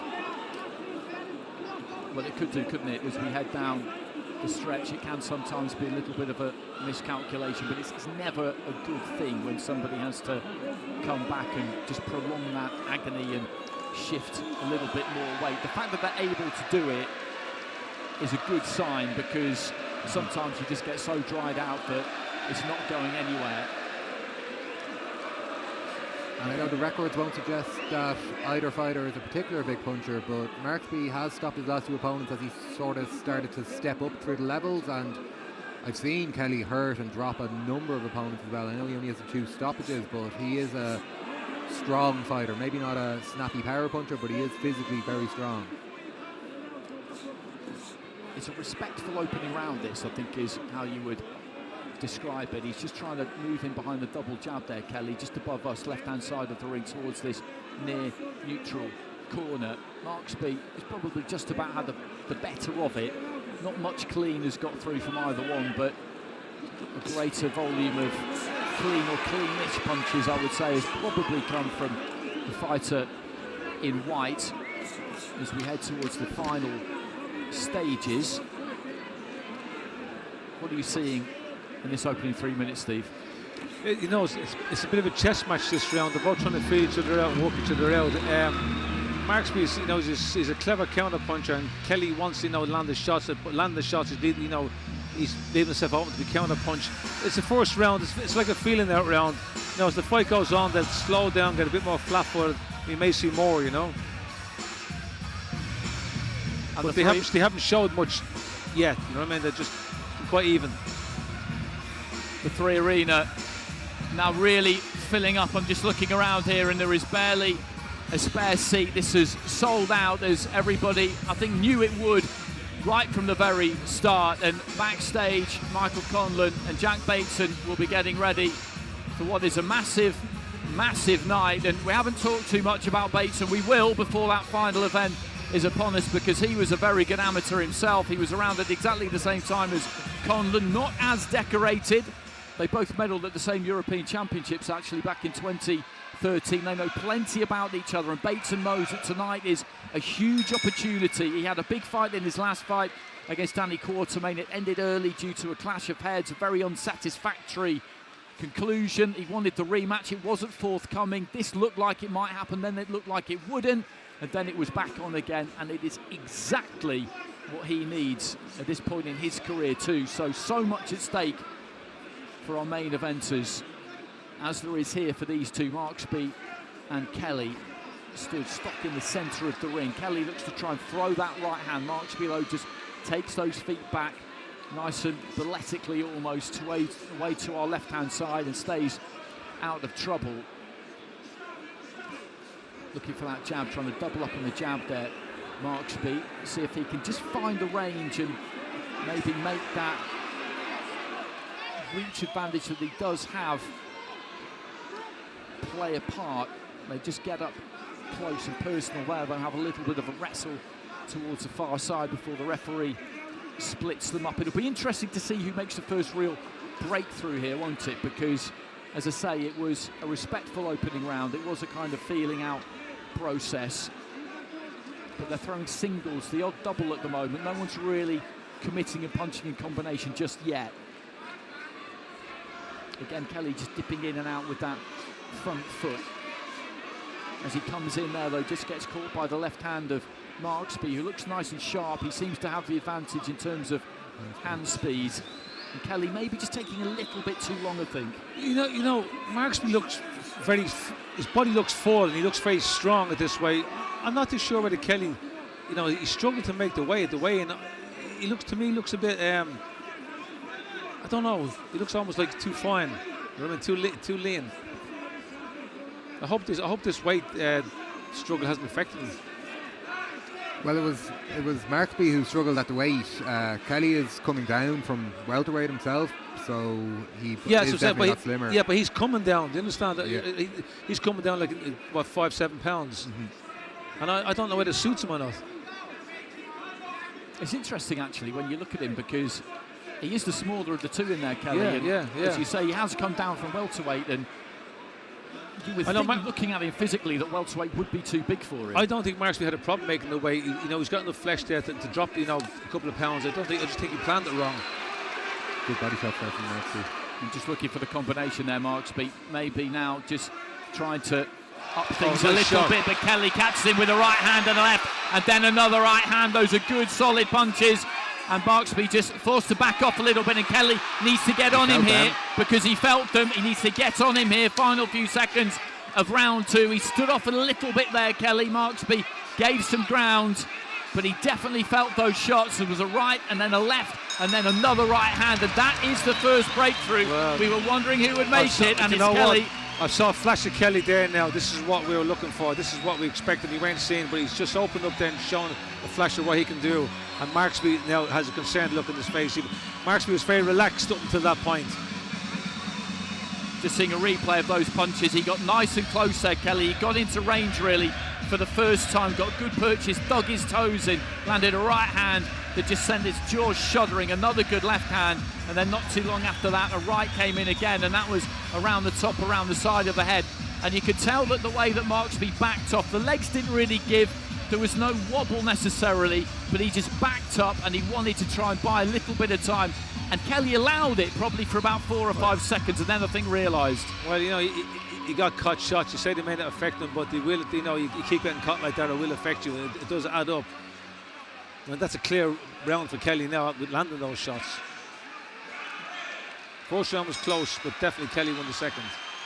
So this is going to be interesting now into the start of the third. This is scheduled 4:10, and that's a distance that has been navigated by Kelly 3 times in those title fights that he's had, so he knows what that is all about. Lead right hand there from Kelly, caught Marksby. He was just pulling off there, Marksby, so I don't think it landed full force, but the sweat just sprayed from his head, and again it got the crowd going, and he gets close enough there again, Kelly, and he's landing shots here, Kelly, and he's having a really good spell. He started the third round in a similar vein to which he finished the second. He's just managing to close that gap, get into the right distance, and when he does so, he's just punching. And Marksby at the minute has got a problem. He has. It's almost like Kelly's got, you know, it's got the sense blood. You know what I mean? This has really got the crowd going as well. He has, yeah. Momentum here. He's much more forward. He's more determined looking now. The referee just talking to Marksby about keeping that head up. And what Marksby needs to try and do here is get that jab working. He flicks that jab out, because if he can use that, he can catch Kelly with it on the way in. He can stop him from getting to that closer range that he needs to get to really get to work. But Kelly there just happy to walk through a lead left hand to try and get into this range that he's at now. Just pushing his man back against the ropes on the far side. Lets her left hand go, doesn't quite land it. But this is where he wants it. This is his kind of distance, his kind of range, and he's trapped his man still on the ropes. Marksby just manages to take a step away to his left-hand side there, just off to the left far side of the ring to get back into the middle. You know, this is a complete turnaround for me. Kelly now looks so much more physically stronger than Marksby. With the first round or so, I thought Kelly looked like I thought he was weak. Maybe he was just feeling that, Marksby, but Kelly here definitely looks physically stronger and obviously more determined and landing more shots. Good left hand there from Marksby, just caught Kelly as he was looking to try and set his feet and open out a touch himself. Slightly wild overhand right there from Kelly, didn't find the target, but again he just moves off to his left hand side. Marksby dips to his left and throws in a quite extravagant uppercut, but does manage to land it. He's come back quite well actually in the second half of this round so far, Marksby, and this is what he needs, because he needs to give himself a little bit more belief that he can get a hold of this fight. He's having to work very hard. Heading into the final 20 seconds of round 3, and that's a good point you make there, Joe, because he's been on him, Kelly. Kelly's been right on Marksby for the whole round here, and although he has done better in the second half, Marksby, if you can make a fighter work harder than they want to early in a fight, then that is a good sign. It can take something out of the tank for them for later on. Good right hand there from Kelly, and there goes the bell at the end of round 3, and I think we're in for a really interesting one here at the 3 Arena, and now packed 3 Arena ahead of that top of the bill. Mick Conlan up against Jack Bateson. Kelly there with Luke Keeler, former world title challenger, in his corner. He's been very confident. I've been talking to him over the last week or so. They really feel like they're sort of laying a bit of an ambush here for Marksby and the Wasserman guys, and after 3 rounds I'd say they're very happy with their man. Well, they're just applying the end swell, just a little bit of work being done on the left hand side there of the face. I don't think there's anything really going on there for Kelly. There's plenty of instructions coming in from the corner. From what we've seen, it's quite simple. When he gets into that mid-range, that's where he needs to be. He doesn't really use the jab too much, Kelly. He'll move in behind it, but it's not really a weapon. We're just watching a replay there. Every now and again, he'll kind of step in, cross his feet, but he's not too bothered about that because he has to get into range just to let those hands go. And when he does, he doesn't really load up. The punches just slide out nice and smooth. I don't think he takes an awful lot out of himself, Kelly, with this style that he's got. He might have to wear the odd one on the way in, and Marksby has got to make him feel it on the way in. That's the key for him as we get into the start of round 4. A little bit of shaping, a little bit of posturing between the two. Marksby's got to give Kelly something to think about. The equation at the moment is that Kelly knows that he can get to Marksby, and he feels that he knows that he can hurt him. Marksby has got to put that kind of doubt in his opponent's mind himself and do some damage, catch Kelly on the way in, make him think twice about marauding in the fashion that he is at the minute. There's that right-hand lead again from Kelly. Didn't quite manage to land it. Marksby looking for that jab, seeing if he can use those long levers. Kelly letting go with the overhand right near side of the ring, but it didn't quite land. Again, just creeping in, the Irish fighter, working those shoulders, and then letting that right hand go. Marksby just retreating to the ropes, was backed up to the ropes quite easily there, and Kelly able to get to the kind of range that he wants to be at. Neat turn and centering there from Marksby. Yeah, Kelly's keeping Marksby under pressure. He's cutting the ring off well, and he's landing some good body shots. Good left-handed to the body there though from Marksby as Kelly looks to just try and get a little hold of him, stick the shoulder in a close range and shrug him off, make a little bit of room for that right hand. Marksby again just banging to the body, pushes his man off, tries to assert a little bit of physical dominance over Kelly there as we head up towards the final minute of round 4, this scheduled 4:10. He's been scheduled for 10 before Marksby, but he didn't need them because, as Joe said, his last 2 fights have finished in stoppages, and you wonder how important that could be heading down the stretch, because the last few fights that Kelly has had have gone the distance. There's a cut there though on the corner of the left eye there of Kelly, a little bit of blood just coming from it. At first glance it doesn't look too bad because the blood is running clear of the eye, but that's a little bit of work they'll have to do in the corner as we head into the final 30 seconds of round 4. Up for grabs here. Very much so. Not much clean has been landed by either of these two in this round. Marksby managing to just spin and turn out of the corner there. He could really do with a good strong finish to the round here, Marksby, and just see if he can put this one in his pocket, but it's Kelly who just steps in with a long looking right hand there. I don't think Marksby felt it could get there because he really sank into the ropes on this near side, and by the time it landed it maybe didn't have loads left on it, but land it did, and it was a very easy punch for the referee who's scoring this one to see as well, which in a tight round can be quite important. See, in a tight round though, I tend to go with the guy who's going forward and bringing the fight to the counter puncher. You know, if they landed even shots here, to me I would then give the round to the guy who's bringing the fight. Kelly's going forward, you know what I mean? Marksby is moving away, he's counter punching, but to me Kelly's bringing the fight, so I'd give him the round for that reason. And when you're the referee, are you going for the home fighter or the local fighter as well? Like, it's a very close fight. Shouldn't matter. Shouldn't matter. I know it shouldn't matter, but it doesn't matter. It shouldn't matter. No. Don't say that.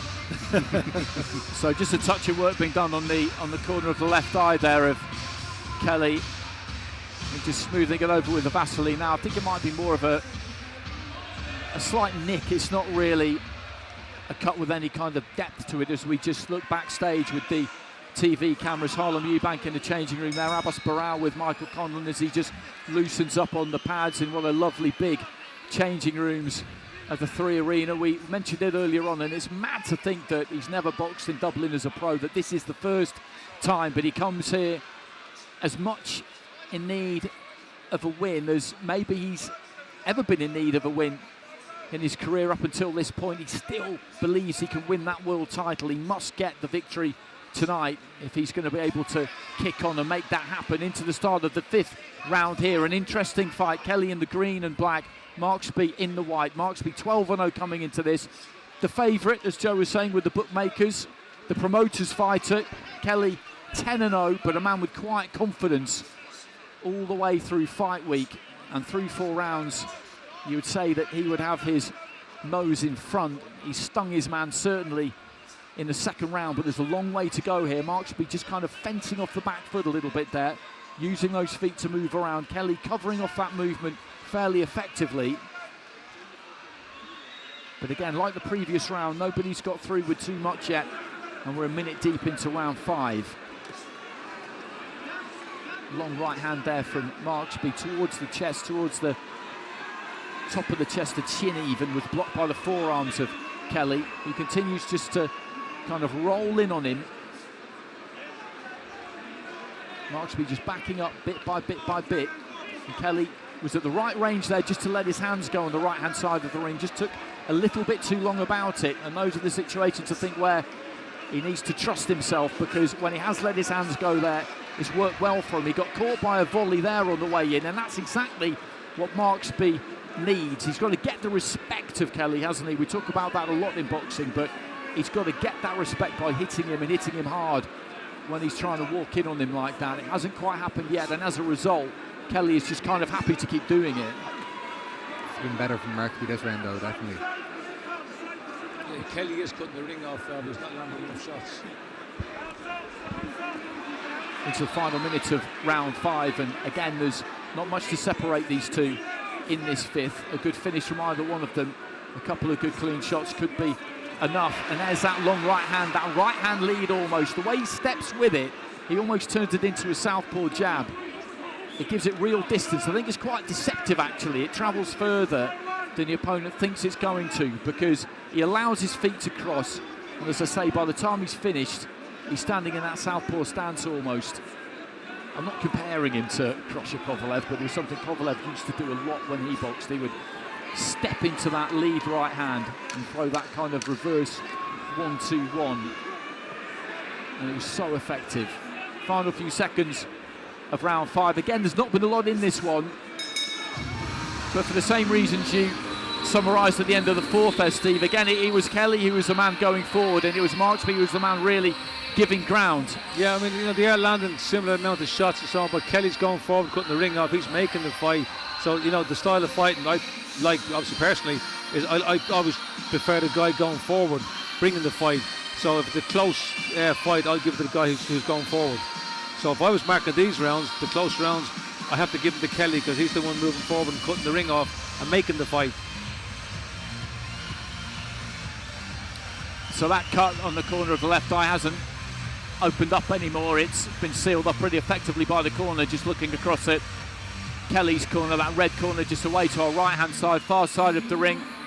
Little bit of work being done on Ben Marksby.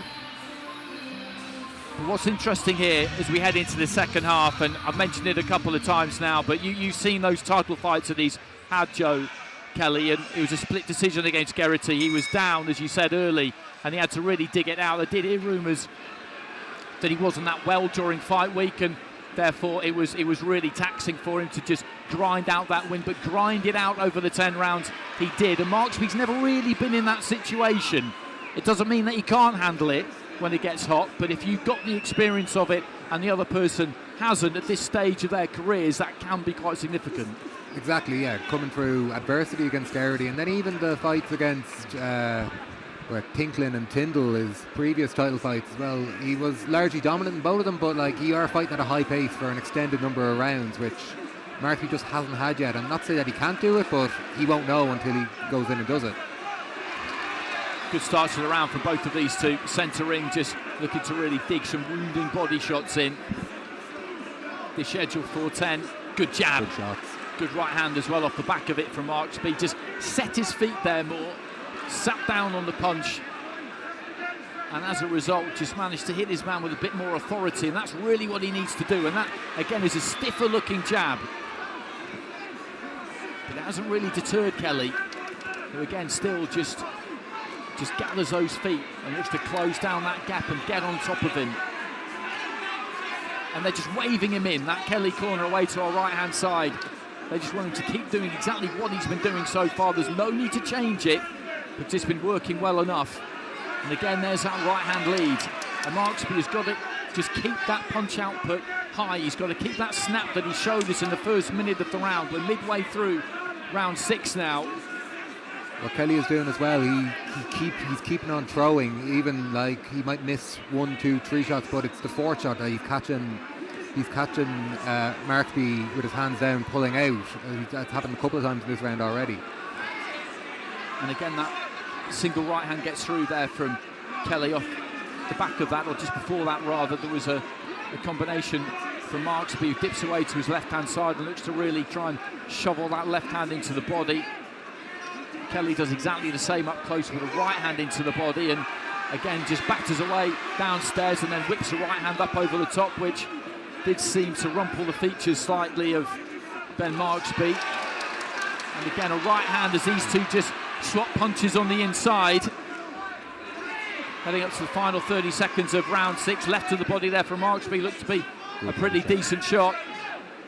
What Marksby's done in the last half minute of this round is he stood his ground and he's backed Kelly up a bit, which is the first time he's done it in the fight, which is what he needs to do because Kelly is dictating. That's exactly it, and he has done a much better job of that in this 6th round than he has done previously, and that really has got to be the formula for him going through the rest of this fight, because otherwise Kelly will just keep rolling in on him. Kelly warned there by referee Paul McKellar for use of the elbow, and that wouldn't be the first time I've seen him warned for that as well. He's a very, very physical fighter. He's a grueling fighter to face, and if Marksby is going to come through this, he's going to be bruised tomorrow. So that's 6 down, 4 to go. We've seen some good fights here so far tonight. The matching has been decent, and this is another one. It did stand out on the card when you looked at it, mainly because of the records, because as discussed, you don't often see a 12-0 fighter in with a 10-0 fighter, and these are great circumstances to do it because Marksby's on the road here. As discussed, he's the promoter's fighter, so he's on the left-hand side, but he's fighting away from home here, essentially putting that unbeaten record on the line, and you do love to see it, because whoever walks away from this with a defeat, if indeed either one of them does, their stock can rise. You can learn as much in a fight like this as in all of your previous fights combined. Absolutely, a fight like this, you know, beats 10 wins against opponents, because this is a real match, and they'll learn a lot about themselves and they'll improve in fights like this. There is a gap to be filled as well. We have Adam Azim, Pierce O'Leary and Dalton Smith, who are all probably above this domestic level now, and the winner here can really start to make waves domestically. Absolutely. Pierce O'Leary's just given up that European title, I think, hasn't he? I think he did that this week, and Dalton Smith is heading to Puerto Rico to take on Subriel Matias by the look of things. I'm not sure what's next for Azim. I'm sure we'll get some kind of announcement soon, but you're right, there is a vacancy. Looking for that long right hand again there, just right above us on the near side of the ring was Kelly. Didn't manage to land it. Nearly a minute gone in round 7, and there's just a little bit more snap and vigour and confidence, I would say, about Marksby. If he did really feel those punches in round 2, it can take a little bit of time to shake them off. If you get really badly buzzed, then you get concussed, and that bell never gets unrung. But if it's not quite that bad, then it can stay with you for a little while. And he snuck another right hand to the body there that I think stung Kelly a bit. I saw a bit of a wince, and yeah, he's having his best period in the fight so far. Yeah, he has stood his ground a bit in this round. He's in the centre of the ring now, which we haven't seen in that area much, and he has landed some nice right hooks to the body. Again, just looking for the uppercut there, Marksby. Kelly had those gloves up in place, so he managed to strangle it. He's just doing exactly what he's done all the way through here. He's trying to cover off that movement, get those feet in nice and tight, and then just let those hands go. For Marksby, it's been a little bit busier. Right hand, the smearing right hand there from Kelly. Again, you can see the sweat spray off the head, so it's quite eye-catching. I don't think it landed with full force, but into the final minute of round 7, he had a better 6th, Marksby. I don't know if it was enough to win the round. It was a tight round, and he's done some decent work in this 7th round again here, but Kelly is still the one who is looking to get onto the front foot, but he's been encouraged by his corner to really pick things up as we head into the final 30 seconds of round 7. There have been a couple of clear rounds in the first half of the fight. Rounds 2 and 3 clear rounds to Kelly. Outside of that, we saw 4 and 5 as rounds where he probably nudged it. He probably got the nod with the judges. 6 and 7, you can argue, maybe have gone Marksby's way. So there's nothing completely clear-cut about this. There's still everything to box for as we head into the closing stages. But a good finish to the round here from Kelly as he traps Marksby on the ropes on the far side here. Could be quite telling. That injected a bit of life into the crowd as well. Well, there goes the bell.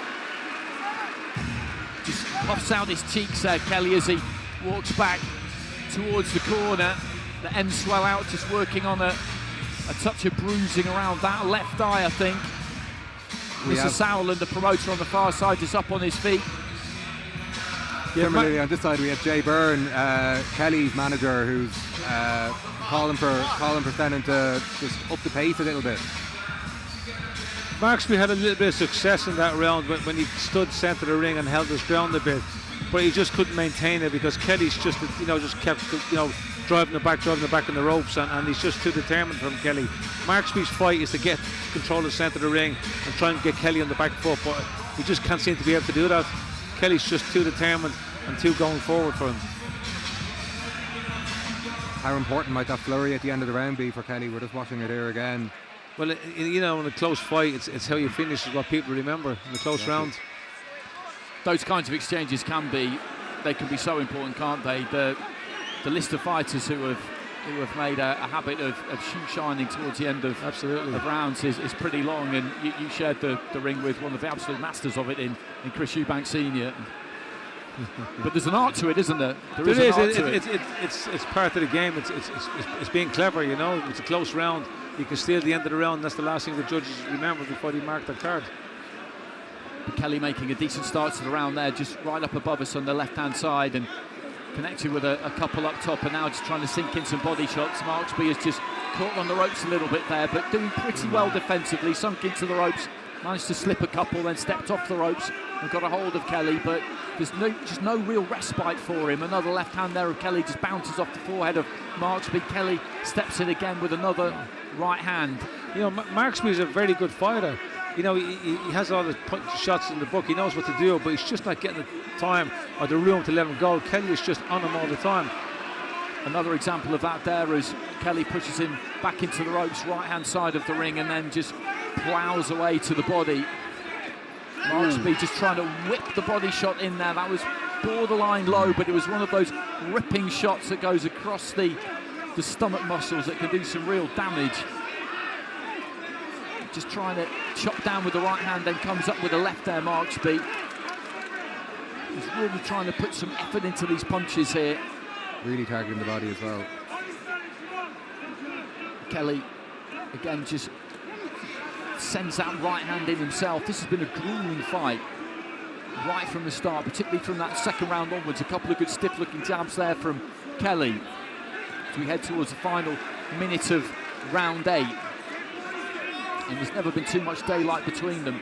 Marksby throws a jab and then just looks to try and get a hold of Kelly and nick a little bit of a breather, but Kelly wasn't really having it, just shrugged him off and then looked to go down to the body again. That cross defence just served Marksby fairly well there. And they're just both having to really dig this out. They know how to continue to do that in the final couple of rounds. We were talking about the will and the skill earlier on, and it's such a massive thing in this sport. There's another good body shot from Kelly, but a left hand to the body there from Marksby. Big applause there from the Kelly corner as Kelly looked to try and launch a right hand. Marksby just steps in and tries to put everything he's got on that left into the midsection once more. It'd be really interesting to know what the corners are thinking about this in terms of where it's at with the scoring. Right hand there from Marksby. Good left hand as well. And then he lets go with another left. Well, there goes the bell, and that's another round where plenty of leather was thrown. There's 2 to go here, this schedule for 10. It's been a good chief support. And this is unknown territory, really, for Marksby that he's about to enter into here, because he's not been in this kind of fight. He's not been in a distance fight over 10 rounds. As discussed, Kelly's done it 3 times, but they're both showing the scars there. Again, the end swell just out on Kelly, just trying to smooth those features down a little bit around the eyebrows before they head out for this final 6 minutes. Maybe some slight damage around the right eyebrow of Marksby, just peering across the ring towards his corner. I don't think there's any blood coming, but again, it's been a tough fight. It's been a tough fight for both of them. Of the two, who would you rather be? which lead trainer would you rather be at the minute? Do you feel that Kelly's ahead here, Steve, comfortably enough, or is it too close? I think he's just ahead. Look, Marksby's not doing anything wrong. Kelly is just constant moving, constant throwing punches, you know. The only thing Marksby can do more is to just throw more shots.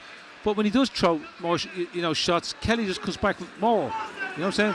Marksby throws 4 shots, Kelly throws 6 shots. You know, they're two good fighters. It's just that Kelly is the busier fighter. He's just throwing more punches and moving forward more, and that's what's giving him the edge in my book.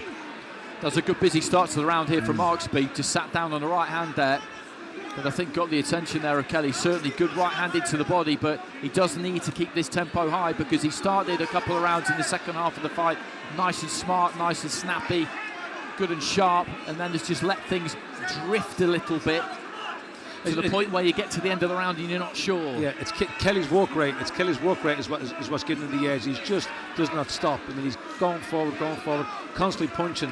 Marksby, throws good shots, takes breaks, moves around the ring, but Kelly just keeps coming forward and keeps throwing shots. He's just the busier of the two by that little bit. I think Kelly might be feeling it a little bit here. We have his corner urging him not to be throwing single shots. He's dropped the work rate a little bit, I think, at the start of this 9th round. And Marksby's done well with that left hand to the body as well. It hasn't always got through absolutely clean. And again there he just looks to rip to the body with the left hand, and he turns his man around on the ropes, left hand side of the ring here, Marksby. And this is where he really needs to get something done. It's the first time I've seen this in the fight. Kelly doesn't look comfortable there because Kelly's been dictating. Now he's on the ropes.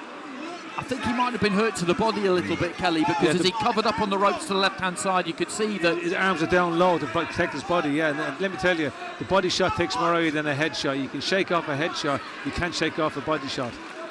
Especially late in the fight, you get hit with a body shot, you just don't get over it. Just over a minute remaining in round 9, and this is a good round for Marksby, and he needs to just make sure he presses home that advantage here. This is the chance for Marksby to be busy, but he's not. He's waiting for Kelly again. He's countering.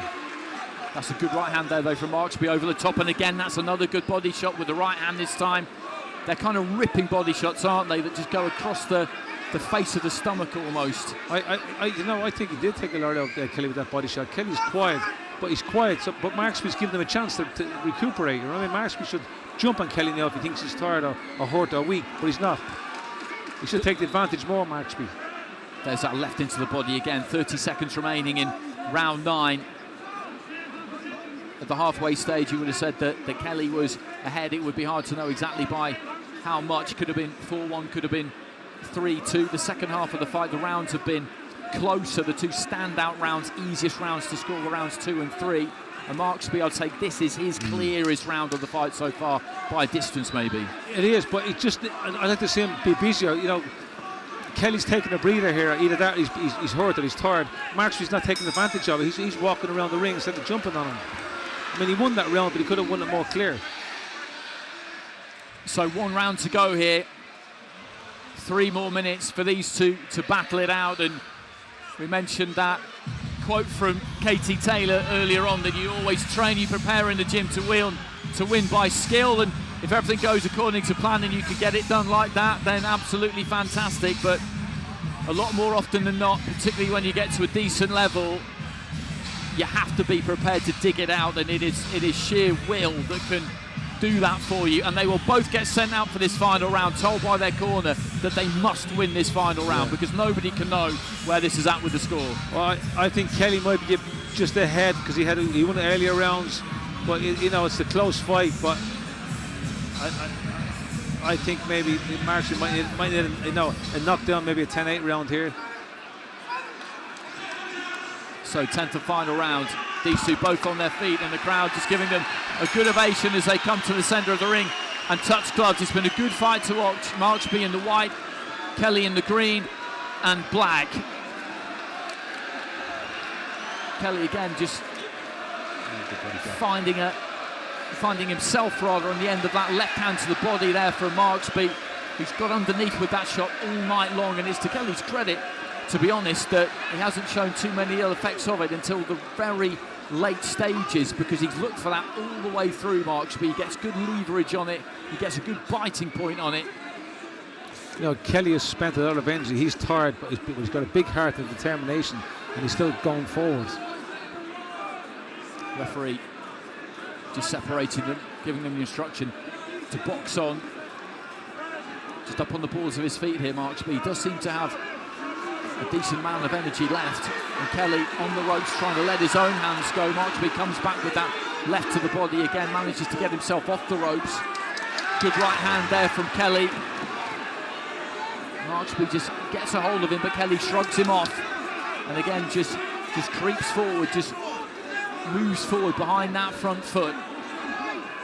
Marksby trying to fire the jab, backed up to the ropes. Right hand lead from him, tries to go underneath with the left. Kelly fires back with another right. And again, it's Marksby just working that out the clock face. I wonder what kind of effect that might have when it comes to the referee's scorecard. You know, this is a close fight. It's the last round. I think Marksby, you know, he's not going to win it, you know, moving around and dancing around the ring. He needs to go flat-footed and try and take this fight, this last round. 1 minute 20 remaining, and Kelly's corner just beckoning him forward here. I think they feel that Marksby is now feeling the pace a bit out of the two of them, and that he needs to try and really put the pressure on. He tries to step in behind a big winging overhand right there, Kelly. It doesn't quite land. Trying to push Marksby back towards the ropes, just on the left-hand side of the ring, right above us. A right-hand lead there from Marksby. Just about found the target, I think, inside the final minute of round 10. Is there a big finish to come from either one of these two? There's not been an awful lot in this final round in terms of what's been landed, and again a big flourish from either fighter could really take it. It'll be interesting to see the reactions at the final bell. There's a little feint there from Kelly. He's thrown plenty of those so far tonight. 30 seconds remaining, and Marksby to an extent is on his bike a little bit here in the final minute. Kelly just trying to just stick the shoulder in and then let his hands go. His corner are absolutely begging him just to get close, get tight and punch right up until the very last second. Marksby just getting a hold of him, walking him back towards the ropes. Seems fairly happy to do so. They trade good, solid body shots. The crowd just roaring them on in the final stages here. The bell's about to go any second. There it goes. Big applause around ringside, an embrace between the two right up above us. Of the two corners. What a great fight. It was a great fight. What a good match it was. I'm just trying to work out who looks the more confident, because corners can often give you very honest reactions. I'm confident Kelly won it. Marksby is a good fighter. He's got so much going from him, but he's just done too many rounds on his bike. You know what I'm saying? He wasn't too many rounds countering, and the fighter going forward, to me, can't steal the judges' score when it's a close round. Not to sit on the fence, but I wouldn't be surprised if it's a draw. No, I wouldn't be shocked either. Draw. No, Kelly won this. Marksby's a good fighter, and Marksby is going to be a better fighter. They're both going to improve, but Marksby done, you know, too many rounds. You know, he got too many rounds moving on the back foot. You know, he needs to come forward more, and he can't fight coming forward. He just preferred to be on the back foot. Well, this is all on the referee, and the referee is just telling our MC Paul Booth over on the far side exactly what he's jotted down on that little notepad. He's got the notepad open, the pen in his hand. Both men are just craning to have a look. He's totted up that score. Paul's written it down on his score, double checked it with the referee to make sure that what he's saying is absolutely right. There were a number of close rounds in there. The dynamic of it was that Kelly was on the front foot, as Steve has been saying, and in a close round, whoever looks more like the boss, that can be the important thing. The two clearest rounds really were rounds 2 and 3. They were Kelly rounds. Round 9 was a clear Marksby round. The rest of them, I'm not saying that they all could have gone either way. I give Kelly round 10, and that's, you know, that stands out because he pushed the fight, he came forward. Marksby's landing good shots. He's landing good shots, you know, but because he's on his bike and moving back, to me that looks almost negative. So these two just having to put up with the anxious wait. The referee is in the middle of the ring. They're just trying to get those gloves off for the moment, which can take a while. Callum goes over to Senan Kelly. He's the promoter, of course. Ben Marksby is his fighter. But this is exactly the kind of performance, if you're Senan Kelly, this could get you signed up. This could get you a deal, because he's good to watch. He comes forward, he lets his hands go, he brings the heat, and that's what you want. You want fighters you can rely on every time you see them to give it everything they've got. He comes to fight. He only goes one direction, and that's forward. You know, I tell you what, he cuts the ring off really well. And Marksby is a good, you know, master in the ring. He moves well, but he got very little space here today because he had a guy Kelly in front of him who cut the ring off really well and closed him down. They're having a hell of a time getting Marksby's left hand out of his glove there. The referee's actually called these two to the centre. They managed to pull both gloves off the pair of them now, and they just fall in for another quick embrace in the centre of the ring. And good sportsmanship being showed by the pair of them, which you always see. They have respect for each other. They both put up a great performance, you know. Okay, so I think Paul is ready, poised. Boxing fans, what a performance, what great respect between our two professional sportsmen. 3 Arena, put your hands together.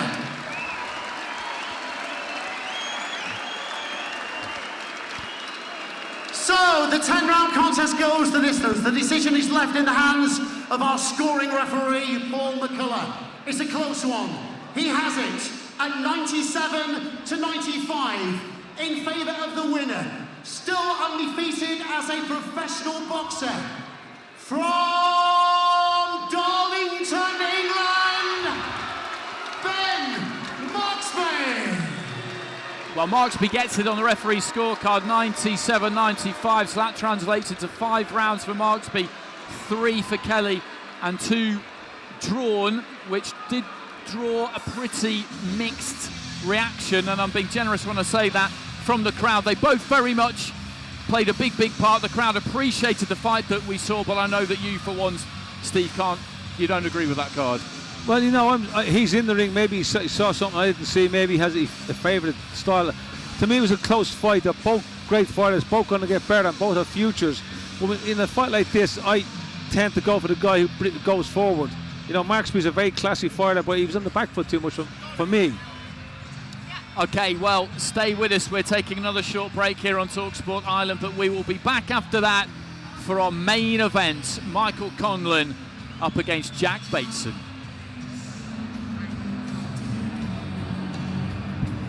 What time is that fight coming on?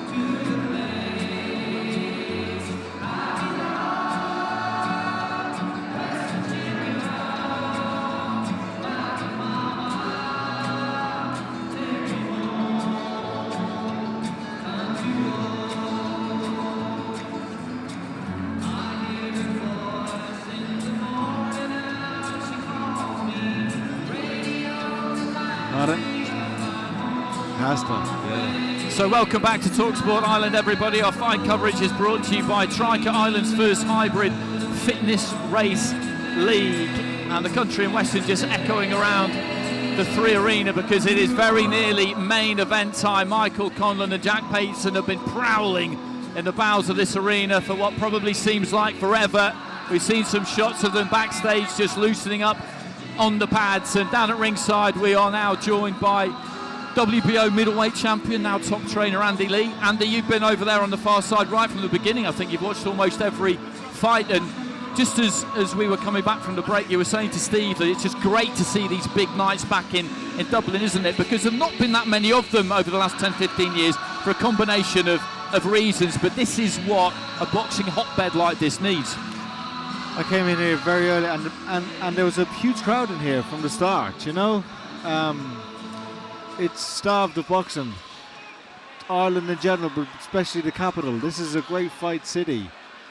You know, Stephen did his great nights in Cork down in Mill Street. We do have the numbers now. There's enough fighters in this town to make shows like this. You don't need to bring them in anymore. I think there's a new generation of young fighters coming through. We've seen some of them here today. I came here to watch Cian Hedeman, but he's a floater. That's why I was here at the first, but we're still waiting for him to get on.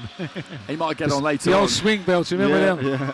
That'll be good experience for him when everybody's de-rigging and taking everything down, and that's when you've got to keep your motivation high and keep your you've been there, you've done them. Yeah, I've done them. I've sat around for the 4 rounds waiting for a knockout to step in, and then we done it. We went through apprenticeship, and we ended up at the top, didn't we? Yeah. So it was good for us. It builds character. So Andy, with Michael Conlan, I was talking to Steve earlier on about the fact that he had a couple of near misses in world title fights, and then he got there at the third time of asking. You were a standout amateur, same as Michael was. A lot was expected of you when you turned pro. You had some setbacks, and people probably started to ask questions and doubt whether you would get there. I don't know whether you ever doubted yourself. You guys generally tend not to, but both of you kind of know where he's been and know where he is in that regard, because he still believes it, and if he doesn't believe it, then there's absolutely no point in him continuing to box. He still harbours that hope that he can get over the line and win that world title. I don't envy him. No. You know, it's tough place to be in, tough situation to be in. And I'm sure everyone around him is advising to retire. And whether it's stupidness or stubbornness or something, he knows something that we don't. But, you know, 3 bad KOs in 3 meaningful fights. It's tough. Tonight, it's a crucial night in his life and his career. You know, it's Jack Bateson in his hometown, but even the threat of Jack Bateson is enough. You know, there's this. You know, 3 or 4 years ago, this would have been an easy run out for Conlan. You would have imagined, but the way the world boxing works. It's about timing, isn't it? And they're meeting at this juncture, and I think maybe it's a crossroad fight. I think he's given himself a big test tonight. If he pulls through this, I think his next fight has to be a world title fight or retire. Yeah. Well, there's no point in fighting more fights like this. You know what I'm saying? If he wins tonight, he should get a title shot, and you know, if he wins, great. If he doesn't, that's it for him. But he wants one more chance. There's guys out there. I don't think beating Jack Bateson, actually will earn him the right for a world title. But I think European maybe. Jack Bason's a good opponent. He's got a good amateur career. He's got a good pro career. You know, there's almost a match. They're very similar in ways. It's going to be a hard fight for him. And beating him is that he has an argument. You know, I want a title shot. If he doesn't get the title shot after this, I don't think he should take any more 10 rounders. If he's not going to get a title shot after win tonight, I think he should call it a day. That's my belief, because he can still win. He's still good enough to win a world title. Lesser fighters than him have won that. You know that. Have won world titles. I know, but you know this game, Stephen. As you know, you pay your dues. You hope. You believe in yourself. You work hard every single day of your life, and 1%, less than 1%, make it to the top, make it to the pinnacle, and win a world title. And somewhere along the line, those two who have made it to the top have paid a huge cost along the way. You know, it's not easy. There's a struggle. No matter how good you are, no matter how successful and talented you are, and it looks like from the outside, it looks like it's all laid on a plate for you. It's like a straight path. You've been promoted by the best, you've been managed by the best, and you've just been a straight line to it. Somewhere along the line, those guys, whether it's in their personal life or in their career or in the gym, they've paid their price. They've earned it, the right to be a world champion. This thing is never given. World title, to be a world champion, it's never given. It's earned. Yeah. And you have to earn it in there. And if you don't become a world champion, you haven't earned it. I think you get what you deserve in this game. Somewhere along the line, not everyone's a world champion, and they're not a world champion because they haven't earned it. And that's what I truly believe. Well, if he wins tonight, I think he deserves one more shot. Yeah, well, if he wins tonight, he has earned it. Whether he win it or not, I don't know. I just feel, maybe it's my heart ruling my head. I just would like to see him win the title because, he's worked hard and he's talented enough. He's had setbacks which maybe should tell him, call it a day. It's easy from the outside. Oh, that's it. And that's my point. And it's not always. So if he wins tonight, he definitely has earned it. I think. The shot, but the right to win it is a different thing. There's competing at world level, but there's winning at world level. That's a huge jump in class and everything. Yeah. Okay, Andy, thanks very much. Right. That was quite deep, I was really enjoying just letting you go at it and listening to it because you've been there and you've done it and you know what it takes. And I think everybody attached to boxing in the UK and Ireland would love to see Michael Conlan get over the line, but the manner of the defeats, it just makes me wonder.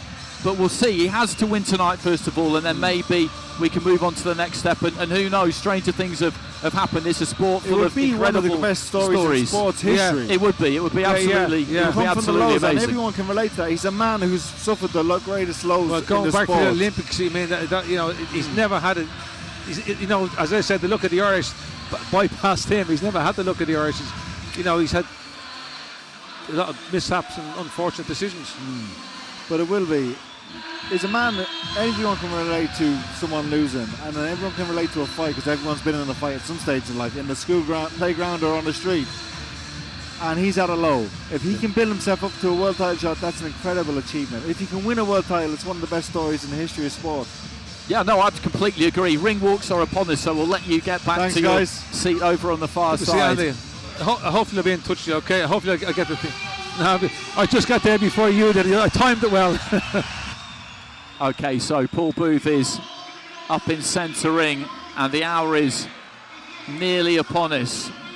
When it comes to Conlan's ring walk, I will leave it well alone and just let you soak it up and listen to it because it is something else. But first up, it'll be Jack Bateson. The atmosphere in here is absolutely tremendous. I'm sure it's coming through your headphones, coming through your screen. It is packed in here. And it really is like an amphitheatre because the crowd is all on one side and this ring is like a stage just looking out into this sea of faces. They are all on their feet, bouncing around. All those favourite tracks you get at boxing have been pumped out through the speakers. The promoters are up in the ring, the spotlight is on the MC, and backstage somewhere behind the curtain is Jack Bateson, a very experienced fighter just waiting to make this walk, and you get the feeling that he will relish it, that he will feed off it. I don't think he has any fear of it. These are the nights that every fighter wants. It's what you do this for. That's what he's been saying this week, and he's had the look of a convincing man. Dublin! It's the moment we've been waiting for. It's the moment that you've been waiting for. Dublin! It's time now for our main event of the evening. This is Ireland for Wasserman Boxing. Now bring you a scheduled 10-round contest. This bout for the vacant WBC International Featherweight title. Firstly, to make his way to the red corner, from Yorkshire, England, Jack Bateson.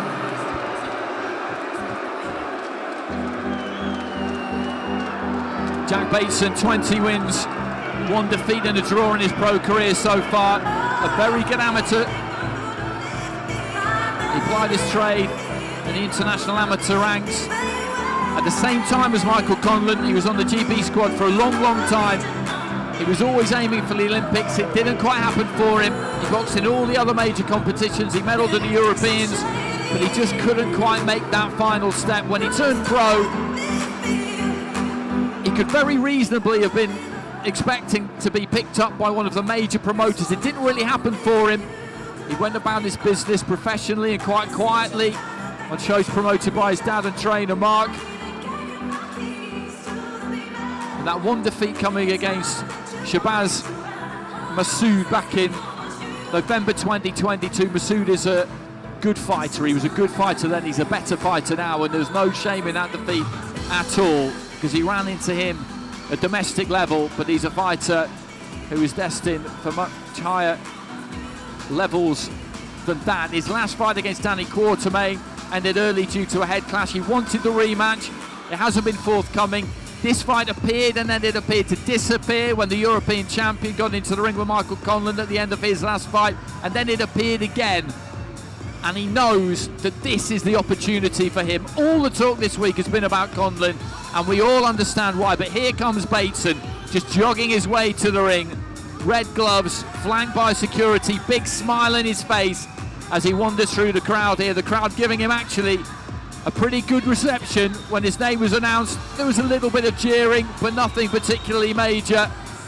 He looks nice and relaxed, he looks nice and loose. He looks like he's in a good place, and he's going to need to be, because this is the night of his life too. To make his way to the blue corner. For the first time in his professional career, he fights right here, right now, in Dublin. Ladies and gentlemen, boxing fans ringside, it's Irish Mick, Michael Conlan.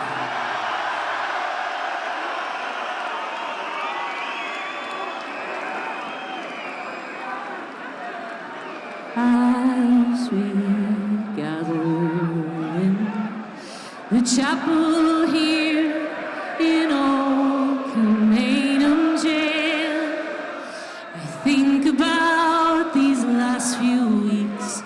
Will they say we failed? From our school days they have told us we must yearn for liberty. All I want in this dark place is to have you here with me. Oh, grace, just hold me in your arms and let this moment linger. They take me out at dawn and I will die.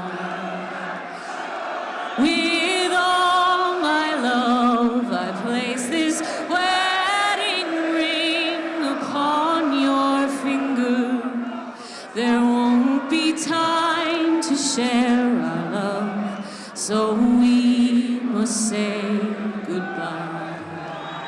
Now I know it's hard for you, my love, to ever understand the love I bear for these brave men, my love for this great land. But when Torre called me to his side down in the GPO, and the cheer comes as Michael Conlan emerges onto the stage, dressed in that familiar full-length robe. Just hold me in your arms and let this moment linger.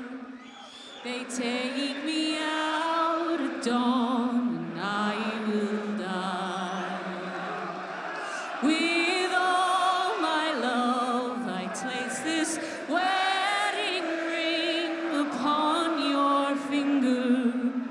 There won't be time to share our love, so we must say goodbye. And a huge cheer for the end of Grace. Conlan just bouncing on the balls of his feet on that stage. just bending at the waist, trying to keep loose. He's experienced this many times before on huge stages, Madison Square Garden, the Stadium Fight in Brisbane. He's headlined at Falls Park more than once. He knows what this is all about, but he wants to have more of these. That is the point. That is the key here. When you get to this stage of the career that he's at, you know that every time it could be the last time.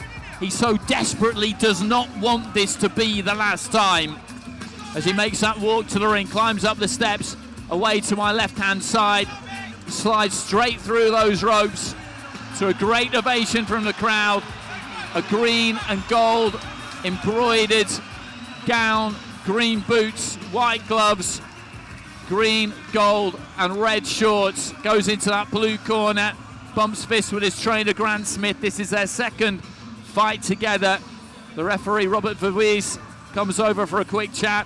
Bateson meanwhile has been waiting a while, still looks nice and relaxed. Fabulous city of Dublin. Boxing fans, a very good evening and extending a welcome to viewers joining us live, free and exclusive on Channel 5. Mr. Sauerland for Wasserman Boxing now bring you our main event of the evening. This bout scheduled for 10 rounds of boxing for the vacant WBC International Featherweight title, brought to you in association with Ladbrokes, Infinitum and Oosh. This bout sanctioned and officials appointed by the Boxing Union of Ireland and the World Boxing Council. The WBC supervisor is Vice President Mauro Betti. The BUI supervisor in charge is Michael Conlan, SC. Inspectors working the bout are James Flynn, Eamon Gilligan, David Kenny Sr. and Michael Morrissey. 3 judges score the contest ringside. They are Francisco Alonso Rosa of Spain, Lee Avery of England, and David Irving of Ireland. Timekeeper on the bell is Alex Mackenzie of Ireland. Upon the sound of the bell, the third man in the ring is our referee in charge of this contest, introducing Robert Verwees of the Netherlands. Those are the officials, and they are ready. The boxers are in their corners with their teams, and they are ready. So, for the boxing fans joining us ringside here at the 3 Arena Dublin, and the viewers joining us live free and exclusive on Channel 5, ladies and gentlemen, let's get this party started!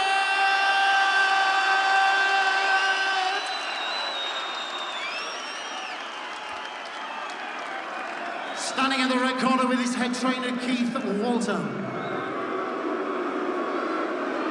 On the scales at yesterday's weigh-in, he was 125.7. Tonight, he's wearing blue, white and gold. Before turning professional, he was a proud member of Team GB and a 9 times amateur champion. As a professional, he's a former English Super Bantamweight champion and a former WBA Intercontinental Super Bantamweight champion. 20 career victories, including 6 big wins going inside the scheduled distance. He boxes out of Leeds, Yorkshire, England, introducing Jack Bateson.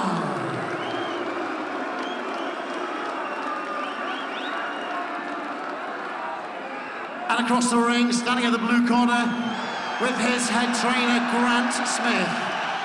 He's wearing green and gold this evening.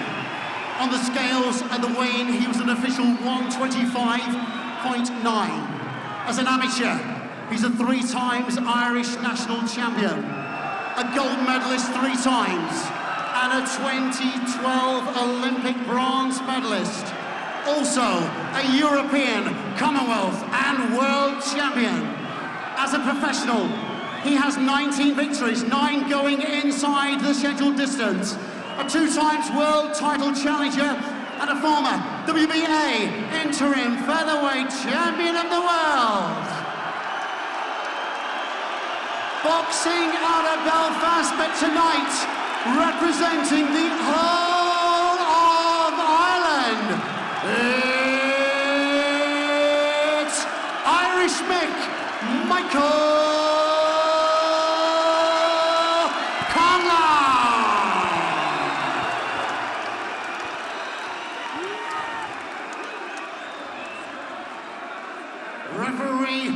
Robert for this with his final instructions. So these two called to the centre.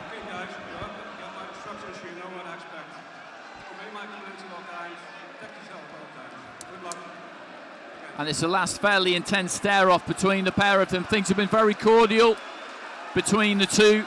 They respect each other. They've had nothing bad to say about each other. They've sparred in the past. Nobody really wanted to talk about that. They don't regard it in the context of tonight as being in any way relevant. There goes the first bell. Conlan, just a little feint, centre ring. In and out with the feet. Bateson, well set up. These two have got good balance, good technical skills. They're scheduled 4'10". Bateson, the taller, the leaner of the two. Conlan setting up as a southpaw, sticking out that lead right hand, just looking to try and distract Bateson a little bit, who's boxing out of that orthodox stance. Conlan trying to just touch Bateson to the midsection there, didn't quite get close enough. Brings the feet in a touch as they move in towards the left-hand corner of the ring, right above us. Conlan switches back orthodox, looks to try and shoot a right hand straight down the middle. The referee gets in and breaks.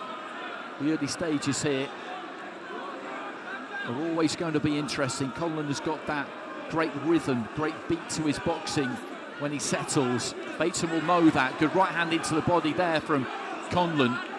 Bateson will also know the vulnerabilities that Conlan has displayed in those 3 defeats and will feel, as he turns southpaw himself briefly, that he will be capable of exploiting that at any point in the fight almost. If it's not going his way in the first half, if he's down on the cards, he's got to stay in it, stay believing, stay compact. There's just so much at stake here for both of these two. Conlan looking to try and spear in the southpaw jab. Quite a lot of shaping from the pair of them so far, not an awful lot of punching. The accurate punching that has happened, good jab there from Conlan, has come from the Irishman, and again, good use of the jab, just flings it up from the waist. And you look at the back on him as he's right above us here, he's in absolutely sensational shape, Michael Conlan, as we head in towards the final minute of the opening round. And so far, Steve, a decent start for the home man.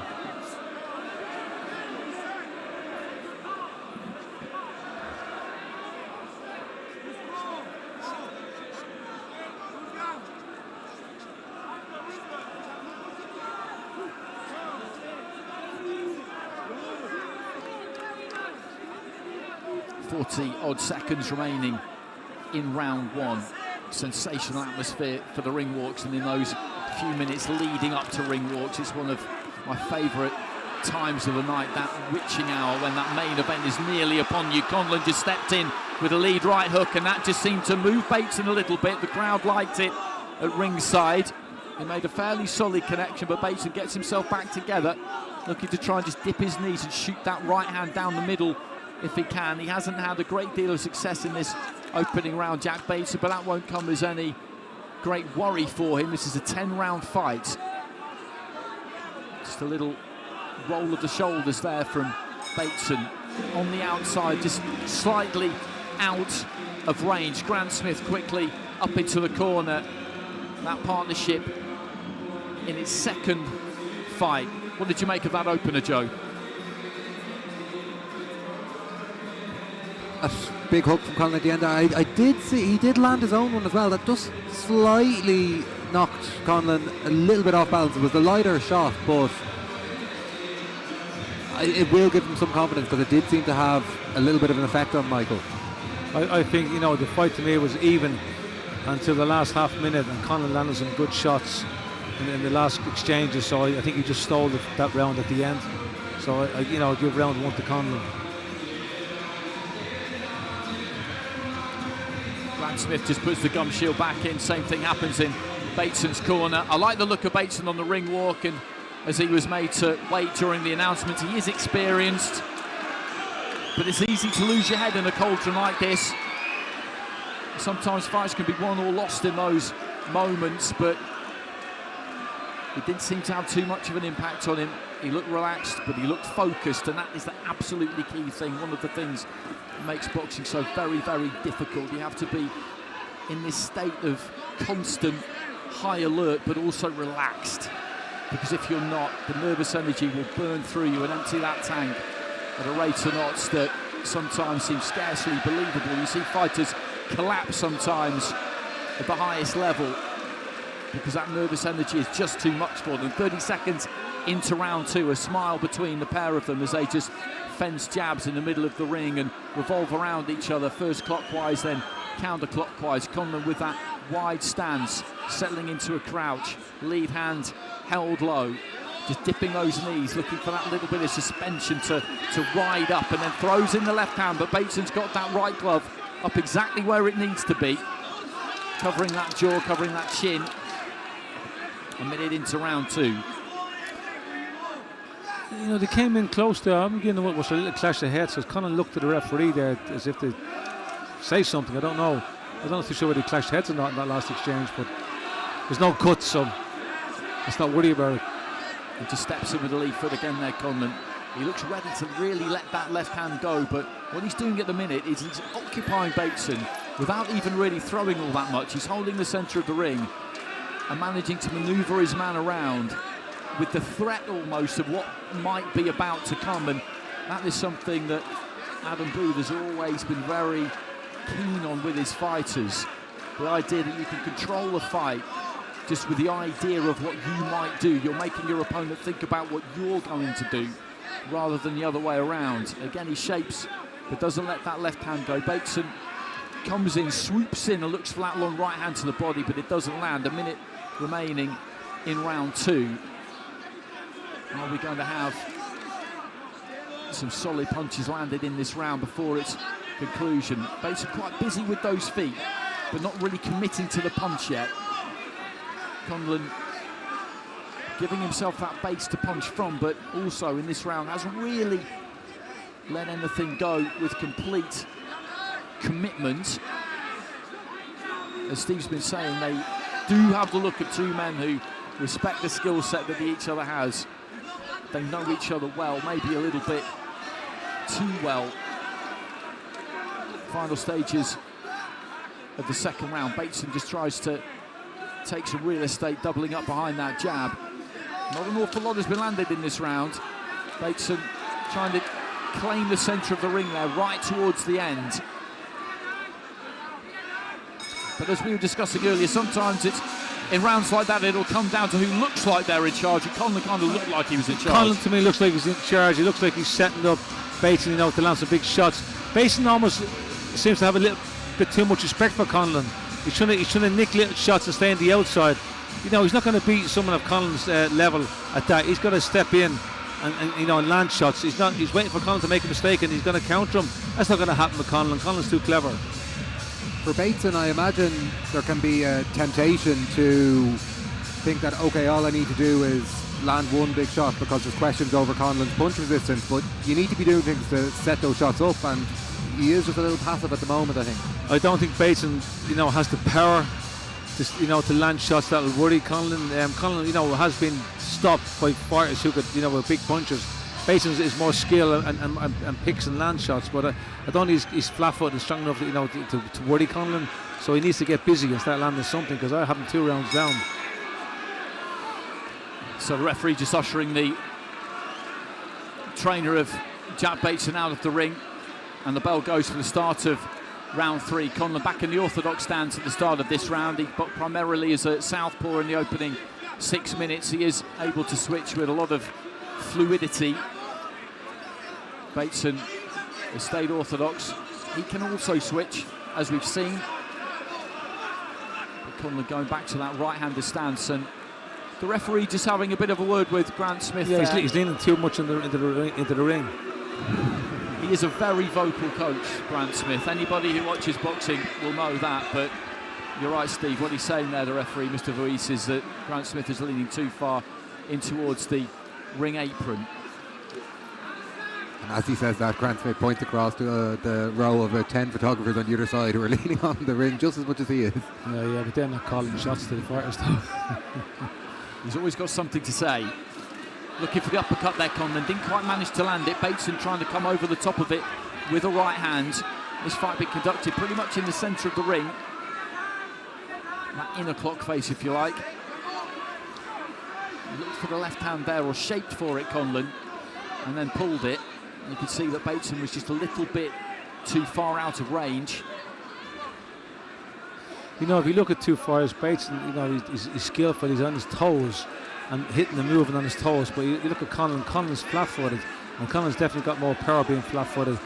Bateson, you know, he will land shots, but they're not having any effect, and he's not throwing enough shots anyway.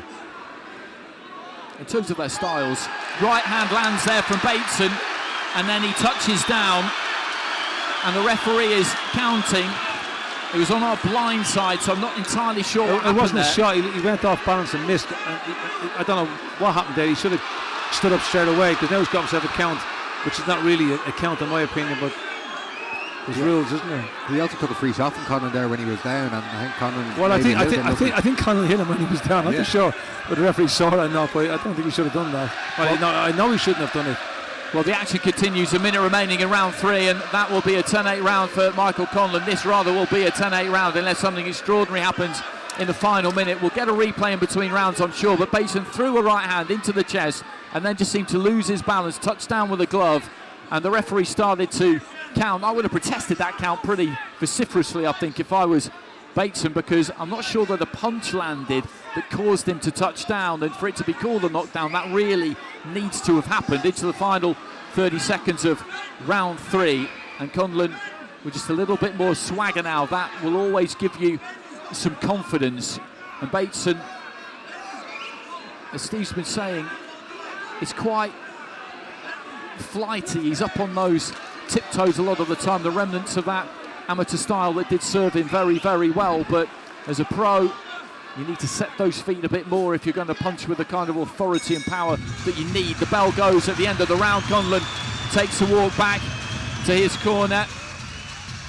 I said that Bateson was handling the situation well in terms of the ring walks and the amount of time he had to wait in the ring, but I just wonder whether, I wouldn't say he's overawed here slightly, but he just needs to be a bit bolder here, because 3 rounds have slipped by now. He's going to have lost that one 10-8, but he was going to lose it 10-9 anyway.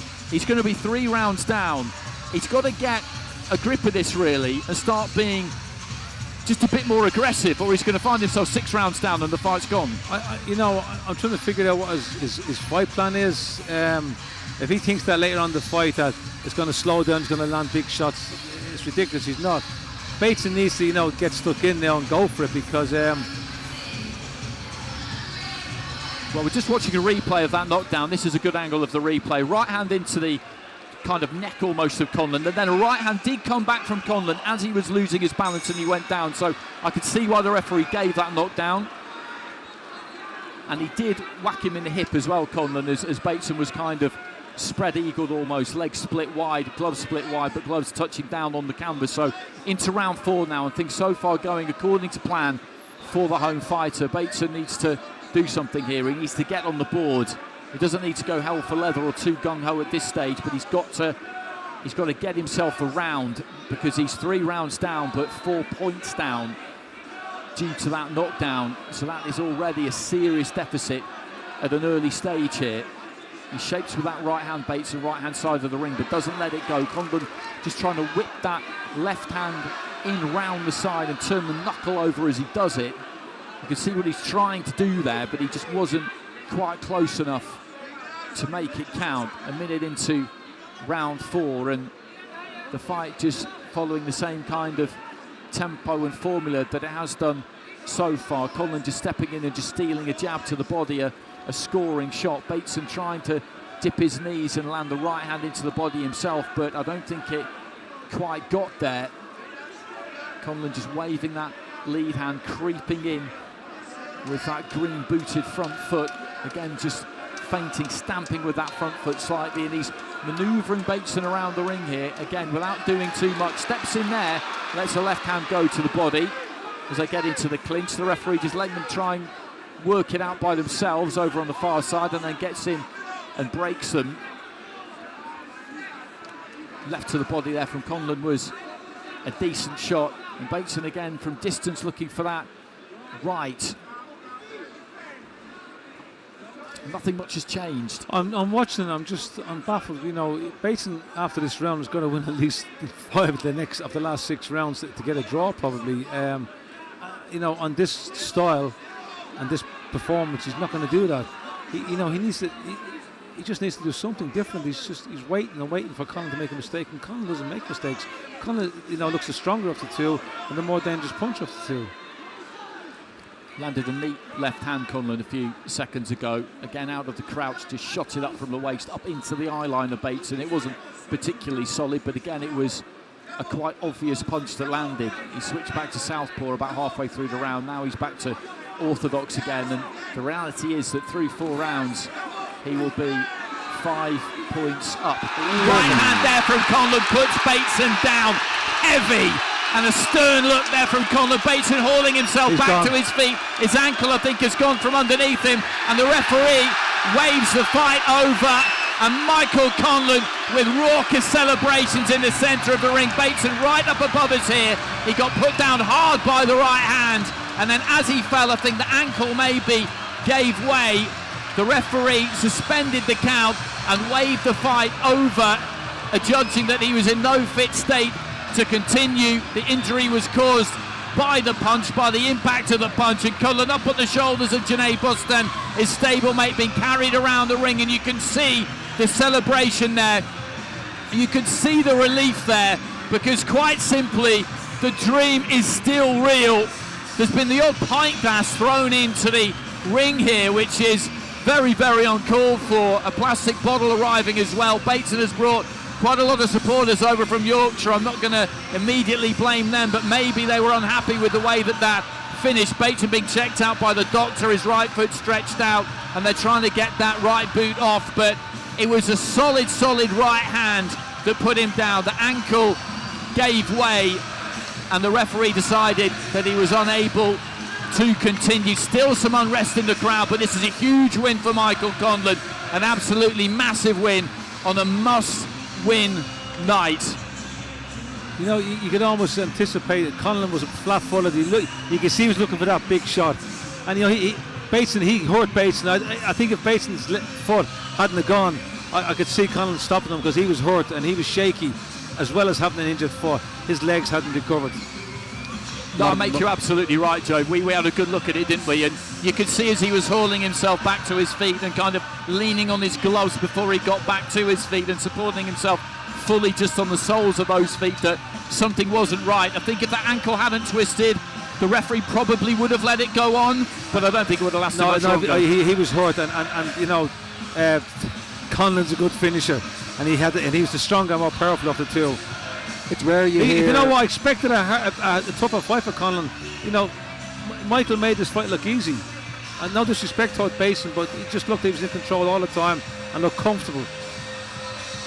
It is rare you hear like audible noise from a fighter when they're knocked down. I think there was a real deep suck in a breath as soon as Bateson went down, as you're saying. And it is great for Michael. Like, you're seeing a lot of emotion on his face. I know he's been beaten before and he's had comeback wins, but I don't think I've ever seen him this happy in the ring before. He has his young daughter and son in there as well. Like, he took 2024 entirely off and had a lot of issues outside of the ring, and he's decided to come back in, and this obviously means a lot to him in his first time fighting back in Dublin. He needed a win like this because there's a lot of doubters out there, and I think this will turn the tide and convince people that he needs one more shot. I hope his next fight is a title fight, because every time he goes out, you worry. You know what I mean? He's going to get caught again. You know. Well, he's chatting away in the centre of the ring. He's absolutely loving every second of this, and it's understandable, because if you think about what was his last really big win, it might have been that win in Falls Park against TJ Dehenny. He had a couple of recovery wins against Mariaga and Guerfi, but this has been a long time coming, this calendar night. It really has. Let's just get the announcement. The official decision is a KO. International Featherweight Champion, Irish Mick Conlan.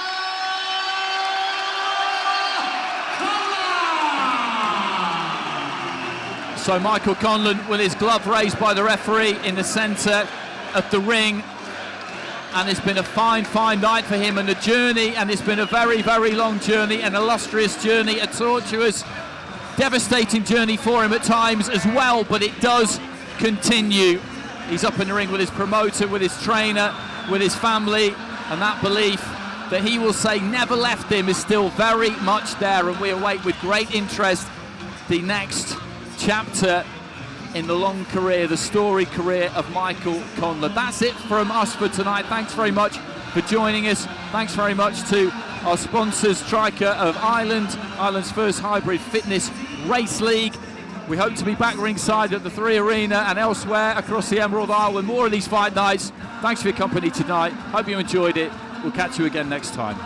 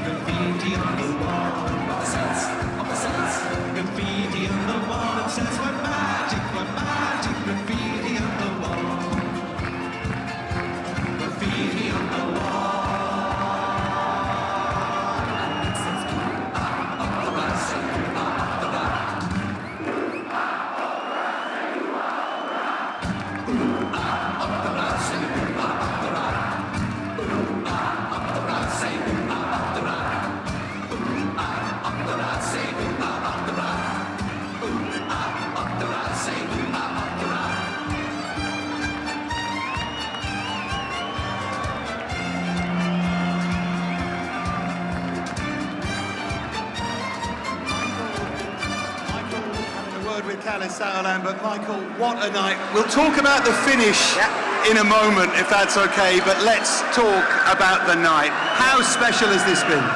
It's very special. To come back finally, to fight in Dublin for the first time in almost 10 years. Really special. My first pro fight here, my first headline here in the 3 Arena, and I've headlined both main arenas, north and south. I'm very proud. Look at the crowd.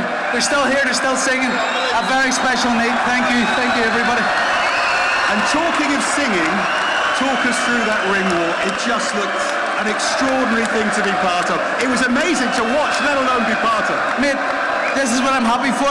You can listen to this call. I'm happy I've seen this because Channel 5 want to come in the boxing big time now, because this show was promoted not too amazingly. It was promoted well, but it could have been promoted much better. This full arena would have been sold. Like this week alone, I've had